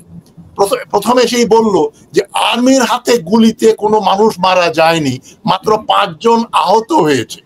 তার প্রতিবাদে সোশ্যাল মিডিয়াতেই আশুলিয়া থেকে, উত্তরা থেকে, শনির আখড়াতে আর্মি কিভাবে একবারে শুয়ে মাটিতে নিলিং পজিশনে টার্গেট করে মেশিন গান দিয়ে AK-47 দিয়ে গুলি করে মানুষ মেরেছে। এবং একজন লেফটেন্যান্ট কর্নেল আবেদিন বোধহয় তার নাম, তার ছবি এসছে, সেই লোকগুলোকে কিন্তু গ্রেপ্তার করা হয় নাই, বিচার করা হয় নাই ওয়াকারুজ্জামানের জন্য। মাত্র 5 জন নাকি আহত হয়েছে এবং যা হত্যা করেছে সব পুলিশ করেছে। ওয়াকারুজ্জামান এটাও বললো না যে ভারতীয় সৈনিক বাংলাদেশি ইউনিফর্ম পরে মানুষ হত্যা করেছে। প্রমাণ হচ্ছে কি, এটা ভিডিওতে ভাইরাল হয়েছে, এই ব্যাপারে কিন্তু আমি কোনো চ্যানেলে খুব একটা আলোচনা শুনি না। হঠাৎ করে আপনাদের মনে আছে একটা ভিডিও চাউর হয়ে গেল, খুব এয়ারপোর্টের ভিতর দিয়ে একেবারে দৌড়াচ্ছে, ইউনিফর্ম পরা, হাতে রাইফেল, মানে বাংলাদেশি ইউনিফর্ম পরা, তারা দৌড়ে গিয়ে প্লেনে উঠছে এবং প্লেনে করে তারা ভারতে চলে যাচ্ছে। তার মানে ভারত থেকে মার্সিনারি শূন্য এনে হাসিনা মানুষ হত্যা করছিল। কিন্তু ওয়াকারুজ্জামান এই কথাগুলো বলেনি। তারা ক্যান্টনমেন্টের ভিতরে ডিজিএফআই যে ইন্টারোগেট করছে, কর্নেল হাসিনুর রহমান এবং আমার যদি মনে হয় মারুফ-জামান বলেছিলেন যে হিন্দিতে প্রশ্ন করছে, মারুফ-জামান বলেছিলেন তাকে হিন্দিতে বলছে মত ঘবরাও সব ঠিক হয়ে যায়গা, তাকে ঘাবড়াতে মানা করেছে ইন্ডিয়ান আর্মি অফিসার ডিজিএফআই এর আয়না ঘরে ওইখানে নিয়ে। সুতরাং এই দিকগুলো কি ওয়াকারুজ্জামান জানতেন না? উনি জানতেন, কিন্তু উনি এগুলোকে সাফাই দিয়েছেন। এক কথায় ওয়াকারুজ্জামান একজন ক্রিমিনাল, তার বিচার হওয়া উচিত। উনি কোন মুখে বলছেন বিডিআর এ একটা বিডিআর বিদ্রোহ ছিল এবং পিরিয়ড, উনি বলছেন ফুল স্টপ, এই নিয়ে আর কথা বলা যাবে না। কিন্তু আমরা জানি সরকার একটা বিডিআর কমিশন করেছে, বিডিআর হত্যার একটা ইনকোয়ারি কমিশন হচ্ছে, পারলে ওয়াকারুজ্জামান ওটাকে কমিশনটাকে বন্ধ করে দেন। যে কোনো কারণে হোক কমিশনটা উনি বন্ধ করতে পারেননি, অর্থাৎ ডক্টর ইউনূস চান যে বিডিআর হত্যার একটা বিচার হওয়া উচিত। সুতরাং ওয়াকারুজ্জামানকে যারা ভদ্র ভালো মনে করবেন, এটা বিপজ্জনক। আমি ওই মারুফ-জামানের কথাটা দিয়ে আমি আনছি যে মারুফ-জামান একটা কথা বলেছেন যে 2024-এর যে আন্দোলন, ওটা ছিল স্পন্টেনিয়াস আন্দোলন, স্বতঃস্ফূর্ত। এই যে স্বতঃস্ফূর্ত আন্দোলন কিন্তু সাকসেসফুল হয় না। যেমন আমরা যদি তথাকথিত সিপাহী বিদ্রোহের কথা বলি, সিপাহী বিদ্রোহ গ্রাস রুটস থেকে গেছে, সোলজাররা করেছে, ওদের কোনো জেনারেলই ছিল না, জেনারেল তো সব ছিল ইংরেজ। সুতরাং স্পন্টেনিয়াস মুভমেন্ট লিডারশিপ দিতে পারে নাই, আন্দোলন ব্যর্থ হয়ে গেল। 71 সালও তাই, শেখ মুজিবুর রহমান নেতৃত্ব দেননি। এখন তার লেফটেন্যান্টস, সাবঅর্ডিনেটস এবং ছাত্র জনতা মূলত 1971-এর যুদ্ধ করেছে। কোনো প্ল্যান ছিল না। রেভলিউশনের জন্য যেটা 3টা এসেনশিয়াল জিনিস লেনিন বলেছিলেন, বিপ্লবের 3টা শর্ত, একটা হচ্ছে দুর্বল সরকার, 2 নম্বর হচ্ছে বাস ডিসকন্টেন্টমেন্ট, জনগণের ভিতরে বিক্ষোভ, অসন্তোষ, গণ অসন্তোষ 2 নম্বর, 3 নম্বর হচ্ছে একটা অর্গানাইজড পার্টি। পার্টি বলতে পলিটিক্যাল পার্টি হোক বা মিলিটারি একটা গ্যাং, মনে করেন ফিডেল কাস্ট্রোর মতো একটা অর্গানাইজড গ্রুপ অফ পিপল, এটাই তো পার্টি। তিনটা জিনিস থাকতে হবে, দুর্বল সরকার, জনরোষ এবং অর্গানাইজেশন। এই দুটো আমাদের ভিতরে ছিল না। এক নাম্বারটা ছিল গণ অসন্তোষ ছিল, সরকার কিন্তু দুর্বল ছিল না, সরকারের হাতে ভারতীয় অস্ত্র, রেডিমেড মার্সিনারিজ, হাসিনাকে রক্ষা করছে ইন্ডিয়ান মার্সিনারি সোলজার্স। সুতরাং একমাত্র গণ রোষ, গণ অসন্তোষ দিয়ে বিপ্লব হয় না, বিপ্লব সাকসেসফুল হয় না। সেজন্য আমাদের বিপ্লবটাকে পূর্ণ করার জন্য এখনো অনেক কাজ বাকি। আমি একজন প্রশ্ন করেছেন যে, আমি আর ওই ব্যাপারটা বলে নেই, পলাশির যুদ্ধে সিরাজউদ্দৌলার কিন্তু 50টা বড় বড় কামান ছিল, রবার্ট ক্লাইভের ছিল মাত্র 10টা ছোট ছোট কামান। ওই 23শে জুন প্রচন্ড বৃষ্টি হলো আষাঢ় মাসে, ওই বৃষ্টিতে সিরাজউদ্দৌলার জেনারেলরা ওই কামানের যে বারুদ ঢেকে রাখতে হবে টারপলিন দিয়ে, ওই টারপলিন আনতে ভুলে গেছে। বৃষ্টিতে নবাব সিরাজউদ্দৌলার কামানের বারুদ সব ভিজে চপচপা হয়ে গেছে, একটা কামানও গুলি করতে পারে নাই। সুতরাং আমাদের এখন অবস্থা, বন্দুক আছে, বন্দুকের গুলি নাই। মানে নবাব সিরাজউদ্দৌলার যে কামানগুলো ছিল, আমাদের কাছে এখন নবাব সিরাজউদ্দৌলার অস্ত্র আছে, কিন্তু বৃষ্টিতে ভেজা, বারুদ নাই, বন্দুকের গুলি নাই। এই হচ্ছে বাংলাদেশের অবস্থা। এখন একজন একটা প্রশ্ন করেছেন, এটা বলেই আমি আবার মানুষজনের কাছে যাচ্ছি। আলভিনা রহমান একজন প্রশ্ন করেছেন, why American general in Dhaka, why is an American general ঢাকাতে কেন? ডক্টর ইউনিস চীনে যাচ্ছেন, চীনে গেলে যুদ্ধ সামগ্রী কেনার একটা ব্যবস্থা হতে পারে, চীন থেকে উন্নত ধরনের বিমান, আর্মি, নেভি, অস্ত্র শস্ত্র উনি হয়তো ডিল করবে। প্রত্যেকটা সরকারই চায় আর্মস বিক্রি করতে, পাকিস্তানও পর্যন্ত বিক্রি করছে, এটা আমরা জানি। সুতরাং এই আর অস্ত্র শস্ত্র হচ্ছে পৃথিবীর সোনা দানার চেয়েও অনেক বেশি দামি জিনিস। মানে 1 কেজি স্টিল দিয়ে যদি আপনি একটা ট্র্যাক্টর বানান, ওই ট্র্যাক্টরের যা দাম পড়বে, ওই 1 কেজি স্টিল দিয়ে একটা বন্দুক বানালে তার দাম হবে 50 গুণ বেশি। সুতরাং অস্ত্র বিক্রি করাটা হচ্ছে এখন উন্নত বিশ্বের সবচেয়ে বড় ব্যবসা। মানে কম বিনিয়োগ করে বহু গুণ বেশি পয়সা বানানো যায়। সেই জন্য আমেরিকানরা এখানে এসছে কি জন্য? তারা চায় চীনের দিকে যাবে না, তোমরা যে অস্ত্র চাও ওটা আমরা দেব, তবে স্পেয়ার পার্টস গুলো কিন্তু আমাদের কাছে থাকবে, যখন দরকার হবে দেব, দরকার না হলে দেব না। মানে ওটা কন্ট্রোল করবে। চায়নার কাছ থেকে আসলে আনইন্টারাপ্টেড অস্ত্রও দেবে, তার র মেটেরিয়ালও থাকবে, কোনো কন্ডিশন থাকবে, তার সঙ্গে ইচ্ছা তুমি যুদ্ধ করতে পারো। আমার তো মনে হয় এই জন্য চীনের দিকে আমাদের যাওয়া উচিত। এবং আলভিনা রহমানের প্রশ্নের উত্তর হচ্ছে, American general is here to do what? To sell arms and ammunition. বাংলাদেশকে বলবে চুক্তি করো, সাইন করো, আমরা তোমাদের এই বন্দুক দেব, এই বিমান দেব, এই জাহাজ দেব। এখন ফ্লোর ইজ মারুফ জামান। মারুফ জামান, আপনি বলেন। মিস আলভিনা খুব সুন্দরভাবে একটা প্রশ্ন করেছেন, ভেরি পার্টিনেন্ট এই টাইমের জন্য। জি, আমাদের এই টাইমটাই আমাদের প্রফেসর, আমাদের চিফ অ্যাডভাইজার যাচ্ছেন চায়নায়। সেই সময় একটা আর্মির সাদার্ন পেসকম থেকে, মানে প্যাসিফিক কমান্ড থেকে এক জেনারেল আসছেন টু বাংলাদেশ। কেন স্যার? বাংলাদেশে কিন্তু আমেরিকার কাছে অস্ত্র কেনার টাকা নাই। আমেরিকানরা একমাত্র দেয় হলো দুটো জিনিস দেয় স্যার, অস্ত্র, একটা গ্রান্ট হিসেবে দেয়, আর একটা তারা বিক্রি করতে হয়। আর যে ওদের যে ইকুইপমেন্টের দাম উইথ স্ট্রিং অ্যাটাচড, মানে এগুলো আপনি যেটা বললেন স্যার, গুলি দিবে, বন্দুক দিবে, কিন্তু গুলি দিবে না। আপনাকে F-16 বিক্রি করবে, বাট ইউ ক্যানট ফায়ার। ওইখানে ওদের কোড, ওই কোডটা সিল করে দেবে satellites. You cannot fire. It's just flying in the ceremonial একটা ফ্লাই করছে। জি, উনি আসছেন কেন স্যার? উনি আসছেন এমন এক টাইমে যখন আরাকান আর্মি ইজ অ্যাবাউট, মানে দ্বার প্রান্তে সিথুইতে নিয়ে নেওয়ার। এখন স্যার আমাদের আসতে হবে back to square one. India 2000 এরশাদ টাইমের কথা বাজি দিলাম স্যার, 2009 থেকে শুরু করে 2024 পর্যন্ত কি করেছে, এবং এর জন্যই বুঝতে হবে স্যার যে আমাদের কি অবস্থা। আমি আগে আলভিনার উত্তর দিচ্ছি স্যার, মিসেস আলভিনা, MS আলভিনা, যে উনি আসছেন ফর মায়ানমার, রাখাইন, সেটা ওই যে সিল্ক রোড কিংবা যেটা BRI আছে একটা, আরেকটা আছে হলো যে চাইনিজ এক্সপোর্ট। চায়না রানস, মানে চায়নার ইকোনমি সার্ভাইভ করে আর import of oil for the Middle East and other countries. এখন রাশিয়া থেকে কিনছে, and these are all কিন্তু জাহাজ দিয়ে যাচ্ছে থ্রু দ্য মালাক্কা স্ট্রেটস। মালাক্কা স্ট্রেটস কিন্তু এখানে আন্দামানের মধ্যে একটা ইন্ডিয়ান বিরাট বেস আছে, ওটা কিন্তু ওরা আমেরিকার সাথে শেয়ার করবে, অলরেডি শুরু হয়ে গেছে আমেরিকান বেস এখানে আন্দামান নিকোবরে। সো ওখান থেকে এখন শুরু হয়েছে the entire game is Indo Pacific war, trade war থেকে শুরু করে containment and encirclement of China. এটাই number one topic since let's say the American finish their war, যখন মিডল ইস্ট থেকে শিফট করে ওরা চলে আসলো ইন্ডো প্যাসিফিকে। শুধু ইন্ডো প্যাসিফিক না, ওরা বার্মা অ্যাক্ট করলো, তারপর আসলো ওদের বিগ বি জাপানিজ মাতারবাড়ি পোর্টে, using the Matarbari port for reshipment to the Seven Sisters. অনেক বিরাট একটা গেম চলছে। We are in let's say in the great game. Bangladesh is now a part of the great game. তারপরে আসছে কোয়াড, in India একটা part, Quad plus plus.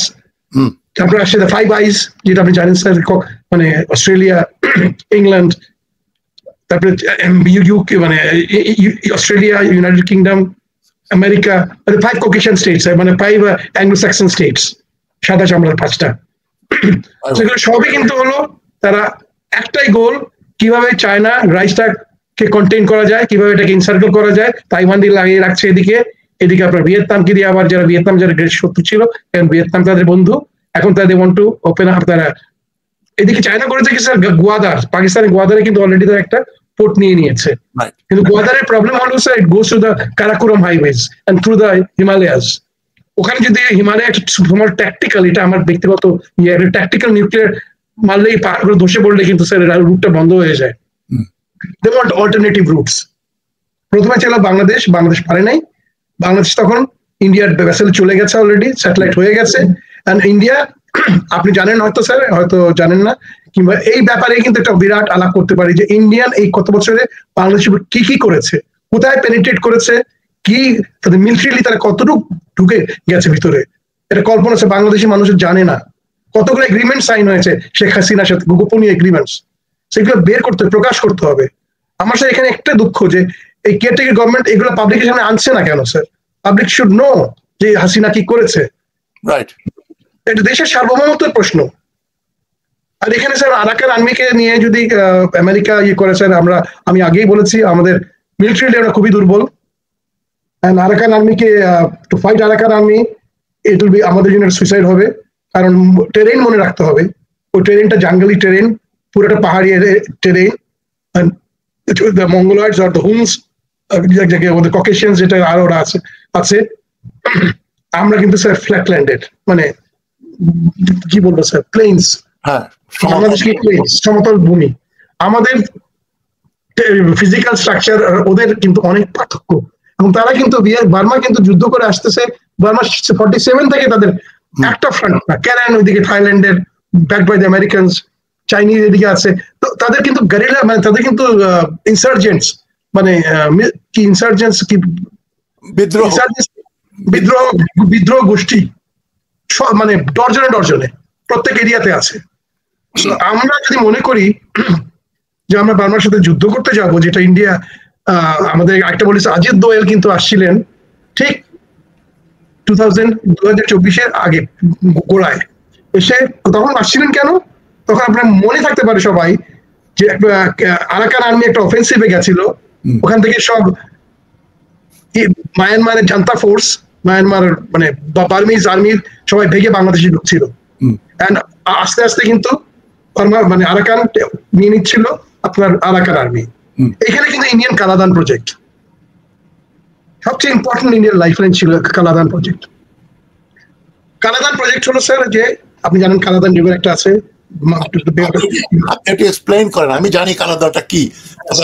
বে of বেঙ্গলের সাথে, মানে বে অফ বেঙ্গলের, বে অফ বেঙ্গল বিওবি, ওর সাথে একটা নদী আছে যেটা আমাদের ধরেন মেঘনার মতো, যেটা ভিতরে চলে যায় একদম মিজোরাম পর্যন্ত, মিজোরামের কালাদান উপরে চলে যায়। হ্যাঁ, তো ইন্ডিয়ারা মিজোরাম পর্যন্ত রাস্তা করছে, এইদিকে ওরা কালাদান দিয়ে বার্মার গভর্নমেন্টের সাথে ওরা, বার্মার গভর্নমেন্ট, ইন্ডিয়া কিন্তু বার্মার গভর্নমেন্টকে প্রচন্ড সাপোর্ট করতো। তাদের সাবমেরিন বিক্রি করেছে, আমাদের যখনই আমরা পুরান সাবমেরিন নিই তারা সাবমেরিন দিয়েছে। মানে বাংলাদেশকে কিভাবে তারা কন্ট্রোল করতে পারে। কিছুদিন আগে স্যার, কয়েক মাস আগে আমাদের সাবমেরিন বেসের কাছে একটা ইন্ডিয়ান টর্পিডো ফায়ার করেছিল dummy as a warning submarine থেকে। দ্যাট মিনস আপনার ইন্ডিয়ান সাবমেরিনটা বে অফ বেঙ্গলে এসে আমাদের পোর্টের সামনে সাবমেরিন ইয়েটা ফায়ার করেছে, টর্পিডোটা। সেই টর্পিডোটা মানুষ ধরে নিয়ে উঠিয়ে নিয়ে আসছে, পরে দেখা গেছে ইন্ডিয়ান সাবমেরিনটাকে টর্পিডো ফায়ার করেছে। এই হলো স্যার আপনার অবস্থা কোস্টাল সাইডে, পুরো বে অফ বেঙ্গলের coastal side, starting from Sundarbans down to from south থেকে নর্থ পর্যন্ত, উত্তর থেকে দক্ষিণ, পূর্ব থেকে পশ্চিম পর্যন্ত 35টা রাডার কোস্টাল রাডার ব্যাটারি বসিয়েছে, যেগুলো হেডকোয়ার্টার হলো নিউ দিল্লিতে। এক্সকিউজ মি, এগুলো কি জন্য? এগুলো মনিটরিং অল মুভমেন্ট, যত রকম জাহাজ চলাচল করবে বে অফ বেঙ্গলে, বঙ্গোপসাগরে, সেগুলোর উপর নজর রাখা, স্পেসিফিক্যালি চাইনিজ কোনো মুভমেন্ট হচ্ছে কিনা ভেসেলে। তারপরে আরো আছে স্যার, তারা ফেনীতে একটা ফেনী রিভারের উপরে ইন্ডিয়ারা একটা ব্রিজ করেছে, ওরা এটা ইনগ্রেট করলেন স্যার ভার্চুয়ালি মোদিজি এবং শেখ হাসিনা, এবং এটা হলো বাংলাদেশের চিকেন নেক। তারা করলো কি স্যার, এত সুন্দরভাবে তারা বাংলাদেশ সাইডে এখানে আসলো, কি বলে জায়গাটার নাম সীতাকুণ্ডের, এখানে তারা ইপিজেড এর নামে একটা বিরাট জমি নিয়ে নিয়েছে। কেন? তারা নাকি ওখানে স্যার ইপিজেড করবে। আসলে তো ইপিজেড করার কথা না স্যার, এটা এবার হয়ে গেছিল যে ইন্ডিয়ান একটা ডিভিশন আনিয়ে এনে কিংবা একটা ব্রিগেড এনে ওখানে ওরা বসাবে এবং ওখান থেকে কানেক্ট করবে তারা মিজোরামে, মানে আগরতলার দিকে নিয়ে পুরো চিটাগং কাট অফ করে দিবে। স্যার এগুলো যদি আমরা না বলি, এগুলো যদি মানুষরা না জানে, আবার আরেকটা হচ্ছে স্যার রংপুর সাইডে আমাদের আরেকটা চিকেন নেক, জানেন স্যার আপনি, ওখান থেকে কাট অফ করে ওরা আমাদের ওদের মানে ওই যে ওদের চিকেন নেকটাকে অনেক আমাদের জমি নিয়ে অনেক বড় করে নেবে। এখন আমি আলবিনার প্রশ্নের উত্তর হলো যে চায়না যাকে আসছে আমাদেরকে কনভিন্স করার জন্য যে ব্যাক উইথ আস, জয়েন, আমাদের সাথে জয়েন করেন কি বলে আপনার যে বার্মা অ্যাক্টের জন্য, কন্টেইনমেন্ট অফ চায়না পলিসির জন্য।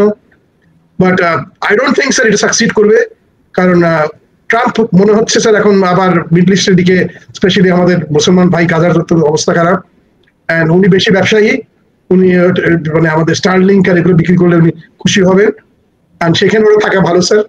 এর চেয়ে বেশি আসলে আমাদের পাকিস্তানের কথা মনে হলেই চলবে স্যার, আফগান ওয়ার কি করেছিল, পাকিস্তানকে কিভাবে ধ্বংস করেছিল, এবং আমি এর চেয়ে বেশি আর কিছু বলে স্যার যে খুব মানে এক্সপোজ হয়ে যাবে অনেক কিছু স্যার। এখানে আমি আপাতত এই পয়েন্টটাকে বলে দিই, কন্টেইনমেন্ট এনসার্কেলমেন্ট অফ চায়নার জন্য এই ভদ্রলোক আসছেন, এই জেনারেল সাহেব আসছেন, যখন উনি চায়না আমাদের নিয়ে চায়না যাচ্ছেন, মানে গিভিং আস এ ক্যারেক্টার, মূলাধার আর কি স্যার। ধন্যবাদ মারুফ। অনেকগুলো ইম্পর্টেন্ট পয়েন্ট রেজ করেছেন, বলেছেন, যেটা আমরা এখন মনে করি যে চীনে যাচ্ছেন ইউনূস সাহেব, একটা MOU হয়তো হবে, ফুল ফ্লেজেড ট্রিটি এগ্রিমেন্ট হয়তো এখন আপাতত এত তাড়াহুড়ো করে হবে না, সময় লাগবে, তবে চায়না থেকে টেকনোলজিও আসবে, অস্ত্রও আসবে, এবং এই যে ইন্ডিয়া যে এখানে রাডার বসিয়েছে তার বিরুদ্ধে নিশ্চয়ই চায়না ডক্টর ইউনূসকে বলবে। সুতরাং ডক্টর ইউনূসের সঙ্গে এই জন্যই চীনে যাওয়ার ব্যাপারে ভারত প্রচন্ড রকম বিরোধী। নরেন্দ্র মোদী বলছে চায়নাতে কেন যাবে। এখন মারুফুজ্জামান যে পয়েন্টটা বলেছে যে চায়নার যে মালাক্কা স্টেট, মানে সিঙ্গাপুর এবং সুমাত্রার ভিতরে যে এই প্যাসেজ যেটা আছে খুবই ন্যারো, এবং ওখানে সমুদ্রের গভীরতাও কম, ওখানে যদি যুদ্ধ হয়, জাহাজ ডুবিয়ে দেওয়া হয়, তাহলে চায়নার সাউথ চায়না সিতে কোনো জাহাজ যেতে পারবে না, এবং সাউথ চায়না সি থেকে কোনো জাহাজ ওই দিক দিয়ে বেরিয়ে ইন্ডিয়ান ওশান হয়ে সুয়েজ খালের দিকে যেতে পারবে না। চায়না আর তেল আমদানি করতে পারবে না মিডল ইস্ট থেকে, সৌদি আরব বা দুবাই থেকে যে তেল আসে এই মালাক্কা স্টেট দিয়ে যায়। সেই জন্য চায়না চাইছিল আরাকানের সেতুয়ে বন্দর, এটা চায়না থেকে ডাইরেক্ট নিয়ে ওই সেতুয়ে বন্দরটা ব্যবহার করবে, যেটা আমি বহুবার বলে আসছি যে আরাকান আমাদের কাছ থেকে দখল করা জমি 1784 সালে বার্মা দখল করেছে, ওইটা আমাদের ক্লেম করতে হবে, এবং চীনকে বলতে হবে তুমি যদি আমাদের সাহায্য করো তাহলে তোমাদেরকে আমরা সেতুয়ে বন্দর 99 বছরের জন্য 200 বছরের জন্য লিজ দিয়ে দেব, তোমরা ব্যবহার করবে। তবে চায়না কিন্তু আরেকটা আউটলেট বের করেছে, কাউন্টার দেয় মালাক্কা স্টেট বন্ধ হয়ে গেলেও আন্দামান নিকোবরে যে ভারতের বিরাট নৌবাহিনীর ঘাঁটি আছে, সাবমেরিন বেস আছে, আমেরিকার সমর্থন আছে, চায়না এখন যেটা অলরেডি ফিনিশ করে ফেলেছে, অনেকে হয়তো লক্ষ্য করেন নাই, ইরানের সঙ্গে চায়নার রেলওয়েজ, একটা রেলওয়ে যাবে গোয়াদর দিয়ে সেই কারাকোরাম দিয়ে চায়নাতে যাবে, আরেকটা হচ্ছে কাজাকিস্তান দিয়ে তারা অলরেডি করে ফেলেছে, এই বছরের শেষে ওটা ইনঅগ্রেট হবে। China Iran direct rail connection, ওইটা হলে পরে ওই রেল গাড়িতে ট্যাঙ্কারে করে তারা তেল নিয়ে যাবে।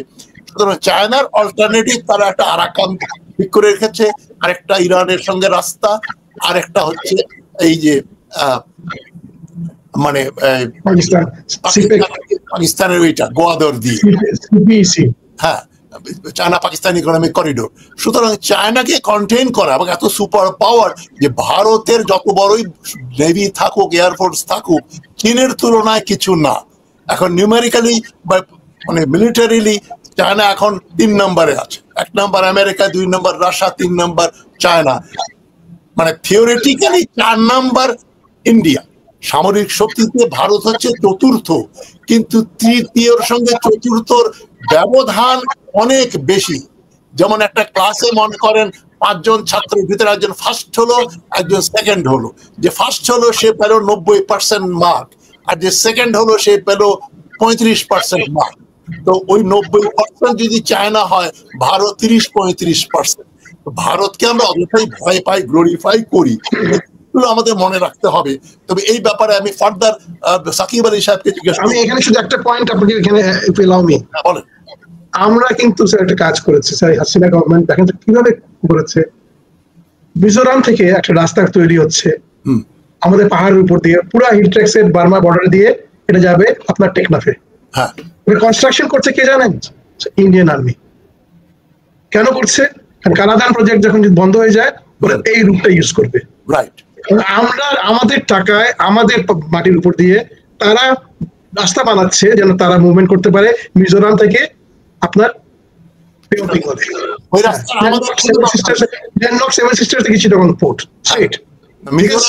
আমাদের কোন রাস্তার দরকার নাই, আমাদের কোনো প্রয়োজনই না। এইখানে সেটা পয়েন্ট আছে। আমাদের যে লুকিস্ট পলিসি ছিল, এটাতে আপনি যদি, এটা আসলে লম্বা টপিক, এখানে কথা বলতে গেলে স্যার অনেক আমাদের ছিল স্যার পলিসি লুকিস্ট। মানে আমাদের লুক ওয়েস্ট, হাসিনা ছিল লুক ওয়েস্ট মানে ইন্ডিয়া, আমরা ছিলাম লুক ইস্ট মানে মায়ানমার হয়ে আমরা আসিয়ান হয়ে, আমরা আসিয়ানের সাথে কানেক্টিভিটি করে রেট অফ মানে ALTID Asian land transport infrastructure development, যেটা 2টা সেগমেন্ট আছে, একটা হল TAR ট্রান্স এশিয়ান রেলওয়ে, একটা এশিয়ান হাইওয়ে H1 H41 অনেকগুলো আসছে। ওটা ছিল স্যার নিয়ম, মেইন কমার্শিয়াল পোর্ট হয়ে চলে যাবে। আমি এসক্যাপে ছিলাম অল্টারনেট পার্মানেন্ট রিপ্রেজেন্টেটিভ। ওটা নিয়ে আরেক ঘটনা আপনাকে আগেই বলেছি একদিন, কেন আমার উপরে এত সরকার আওয়ামী লীগ রাগ ছিল। ওটা আমি খুব অপোজ করেছিলাম যে আমাদের যদি এশিয়ান হাইওয়ে হতে হয়, এটা ঢাকা থেকে যাবে চিটাগং, চিটাগং এ কক্সবাজার হয়ে মায়ানমার হয়ে যাবে। তারা ইন্ডিয়া কিন্তু সেটা দেয়নি। তারা করেছে কি স্যার, ঢাকা থেকে সিলেটের উপর দিয়ে নিয়ে গিয়ে মানে করিডোর করে তারা উপরে চলে গেছে। This is not trans Asian railway, trans Asian highway. এটা ওদের করিডোর। কতগুলো যে করিডোর করেছে, এই যে পদ্মা ব্রিজ করলো আমাদের টাকায়, ফ্যাসিলিটেট ওদের মুভমেন্টের জন্য। এখন ইন্ডিয়ানরা যে কত ডিপলি এমবেডেড হয়ে গেছে, মানে কত ডিপলি মানে যুগের মতো বাংলাদেশে ধরেছে প্রত্যেকটা সেগমেন্টে। এটা কিন্তু স্যার আমরা মানুষকে যদি না বুঝাই, মানুষকে যদি না বলি, আমাদের জনগণ যদি না জানে, আমরা কিভাবে কাউন্টার করবো? আমাদের জনগণ স্যার, আমাদের এত 1.5 কোটি লোক বাইরে কাজ করছে, ঝাড়ু দিচ্ছে, মিডল ইস্টে চাকরি নেই আমাদের। আপনি হাজার হাজার ইন্ডিয়ানকে, লক্ষ লক্ষ ইন্ডিয়ানকে এমপ্লয়মেন্ট দিচ্ছেন, এখনো কাউকে বার করছেন। এটা তো অসম। আমাদের পররাষ্ট্র মন্ত্রণালয় আমি জানি না কি হয়েছে সাকিব, আমাদের সময় এতটা ছিল না। এখন তো মানে যা বলে ইন্ডিয়া, আপনি স্যার, আমি আজ বলতে বাধ্য একটা কথা, সবাই যদি গভর্নমেন্টের কথা বলে, যখন প্রথম আসলো ওদেরকে প্রথমেই আমাদের ছিল যে ইন্ডিয়ার সাথে আমাদের একটা শো করবে, তোমরা এইভাবে আমাদেরকে করেছো, আমাদের লোক মেরেছো, সবকিছু করেছো, তোমরা আর্মি পাঠিয়ে তোমরা রেডি করেছো আমাদেরকে শেষ করে দেওয়ার জন্য। আমরা দিলাম তাদেরকে ইলিশ মাছ। এখানেই স্যার আমাদের দুর্বলতা। আমাদের পররাষ্ট্র মন্ত্রণালয় কি হয়েছে আমি জানি না, যা বলে স্যার কথায় কথায় আমরা মোদির কাছে যাই যে আমাদের চিফ অ্যাডভাইজারের সাথে উনি দেখা করেন, আর প্রত্যেক সময় তার মুখে আমাদের থাপ্পড় দিচ্ছে স্যার, না করে দিচ্ছে। কেন আমরা করছি স্যার? কেন? ওয়াই? I don't know. মারুফ যেগুলো বললেন, আর আমাদের আলোচনাতে যেটা আমরা যেদিকে যাচ্ছি, যে ভারত আমাদের চারদিক দিয়ে নিয়ন্ত্রণ করছে, strategically, militarily, economically, politically, socially, culturally. এই যে মঙ্গল শোভাযাত্রা থেকে শুরু করে কালচারাল পেনিট্রেশনও হয়েছে। এর হাত থেকে মুক্তি পেতে হলে আমাদের চায়না হচ্ছে একটা অল্টারনেটিভ, আরেকটা হচ্ছে পাকিস্তান, যেটা শহীদুজ্জামান বলে complete realignment of our national strategy sir, geo strategy Pakistan complete sir overall. Shahiduzzaman যেটা এটা স্যার আমাদের যে পররাষ্ট্র মন্ত্রণালয়ে আছে ওটা দিয়ে হবে না স্যার, এটা বাইরে থেকে আসতে হবে। না যাই ওটা করতে হবে। তবে শহীদুজ্জামান যেটা বলেছেন নিউক্লিয়ার আমব্রেলা ফ্রম পাকিস্তান, ওটা অনেকে ইউটোপিয়ান বলতে পারেন, কিন্তু নেটোর বহু দেশের সঙ্গে এরকম নিউক্লিয়ার আমব্রেলার প্রভিশন কিন্তু আছে। সোভিয়েত ইউনিয়ন যখন ছিল তারা ইউক্রেনকে নিউক্লিয়ার আমব্রেলা দিয়ে রেখেছিল। তুরস্ক, ইতালি, জার্মানি, এরা যাদের নিউক্লিয়ার পাওয়ার না, নেটোর মেম্বার, তাদেরকে আমেরিকা বা নেটো নিউক্লিয়ার আমব্রেলা দিয়ে রেখেছে। টার্কিতে তো ফিজিক্যালি অনেকগুলো নিউক্লিয়ার ওয়ারের সঙ্গে বা চীনের সঙ্গে আমাদের আন্ডারস্ট্যান্ডিং করে লং টার্মে আমরা এখানে 15টা নিউক্লিয়ার মিসাইল বসিয়ে রাখবো, কার বাবার কি? আমাদের সঙ্গে আরেকটা সভরেন কান্ট্রি। এখানে একটু ইন্টারাপ্ট করি স্যার, একটু আমাদের নিউক্লিয়ার মিসাইল দরকার নেই। আমাদের যদি নিউক্লিয়ার যেটা মিনিয়েচারাইজড পাকিস্তান যেটা করেছে, মানে আর্টিলারি শেলের মধ্যে এত ছোট করেছে স্যার পাকিস্তান, যেতে খুব মানে I would say sir hats off to the, মানে দে রিয়েলি ডিজার্ভ ক্রেডিট। ওদের মিসাইল টেকনোলজি এবং ওদের নিউক্লিয়ার ওয়েপনারি যে ডেভেলপ করেছে, রিয়েলি হ্যাটস অফ, মানে ওরা আই স্যালুট দেম। এগুলো আর্টিলারি শেলের মধ্যে যদি বসিয়ে মারেন আপনি, এখান থেকে 80 মাইল দূরে ছোট্ট 1 কিলোমিটার রেঞ্জের যা কিছু আছে সবকিছু ধ্বংস করে দিবে। এগুলো পেলেই তো আমাদের যথেষ্ট স্যার। আমরা কেন এনটিআর বা এনপি নিউক্লিয়ার নন প্রলিফারেশন ট্রিটি এগুলো করতে যাব? আমরা স্যার এগ্রিমেন্ট করবো, এগ্রিমেন্ট করবো, বাট আমাদের ওয়েপন থাকবে মিনিয়েচারাইজড। বলার দরকার নেই এগুলো, কিন্তু এটা কে করবে স্যার? যেটা আমি ওটা জানি, কিন্তু সবচেয়ে বড় দরকার একটা আন্ডারস্ট্যান্ডিং যদি থাকে, দ্যাট উড ডেটার ইন্ডিয়া, যে পাকিস্তানের সঙ্গে এদের চুক্তি আছে, in case of any invasion on Bangladesh, Pakistan would support, এটা দরকার হলে নিউক্লিয়ার আমব্রেলা দিয়ে সাপোর্ট করবে, দ্যাট উইল ডেটার ইন্ডিয়া।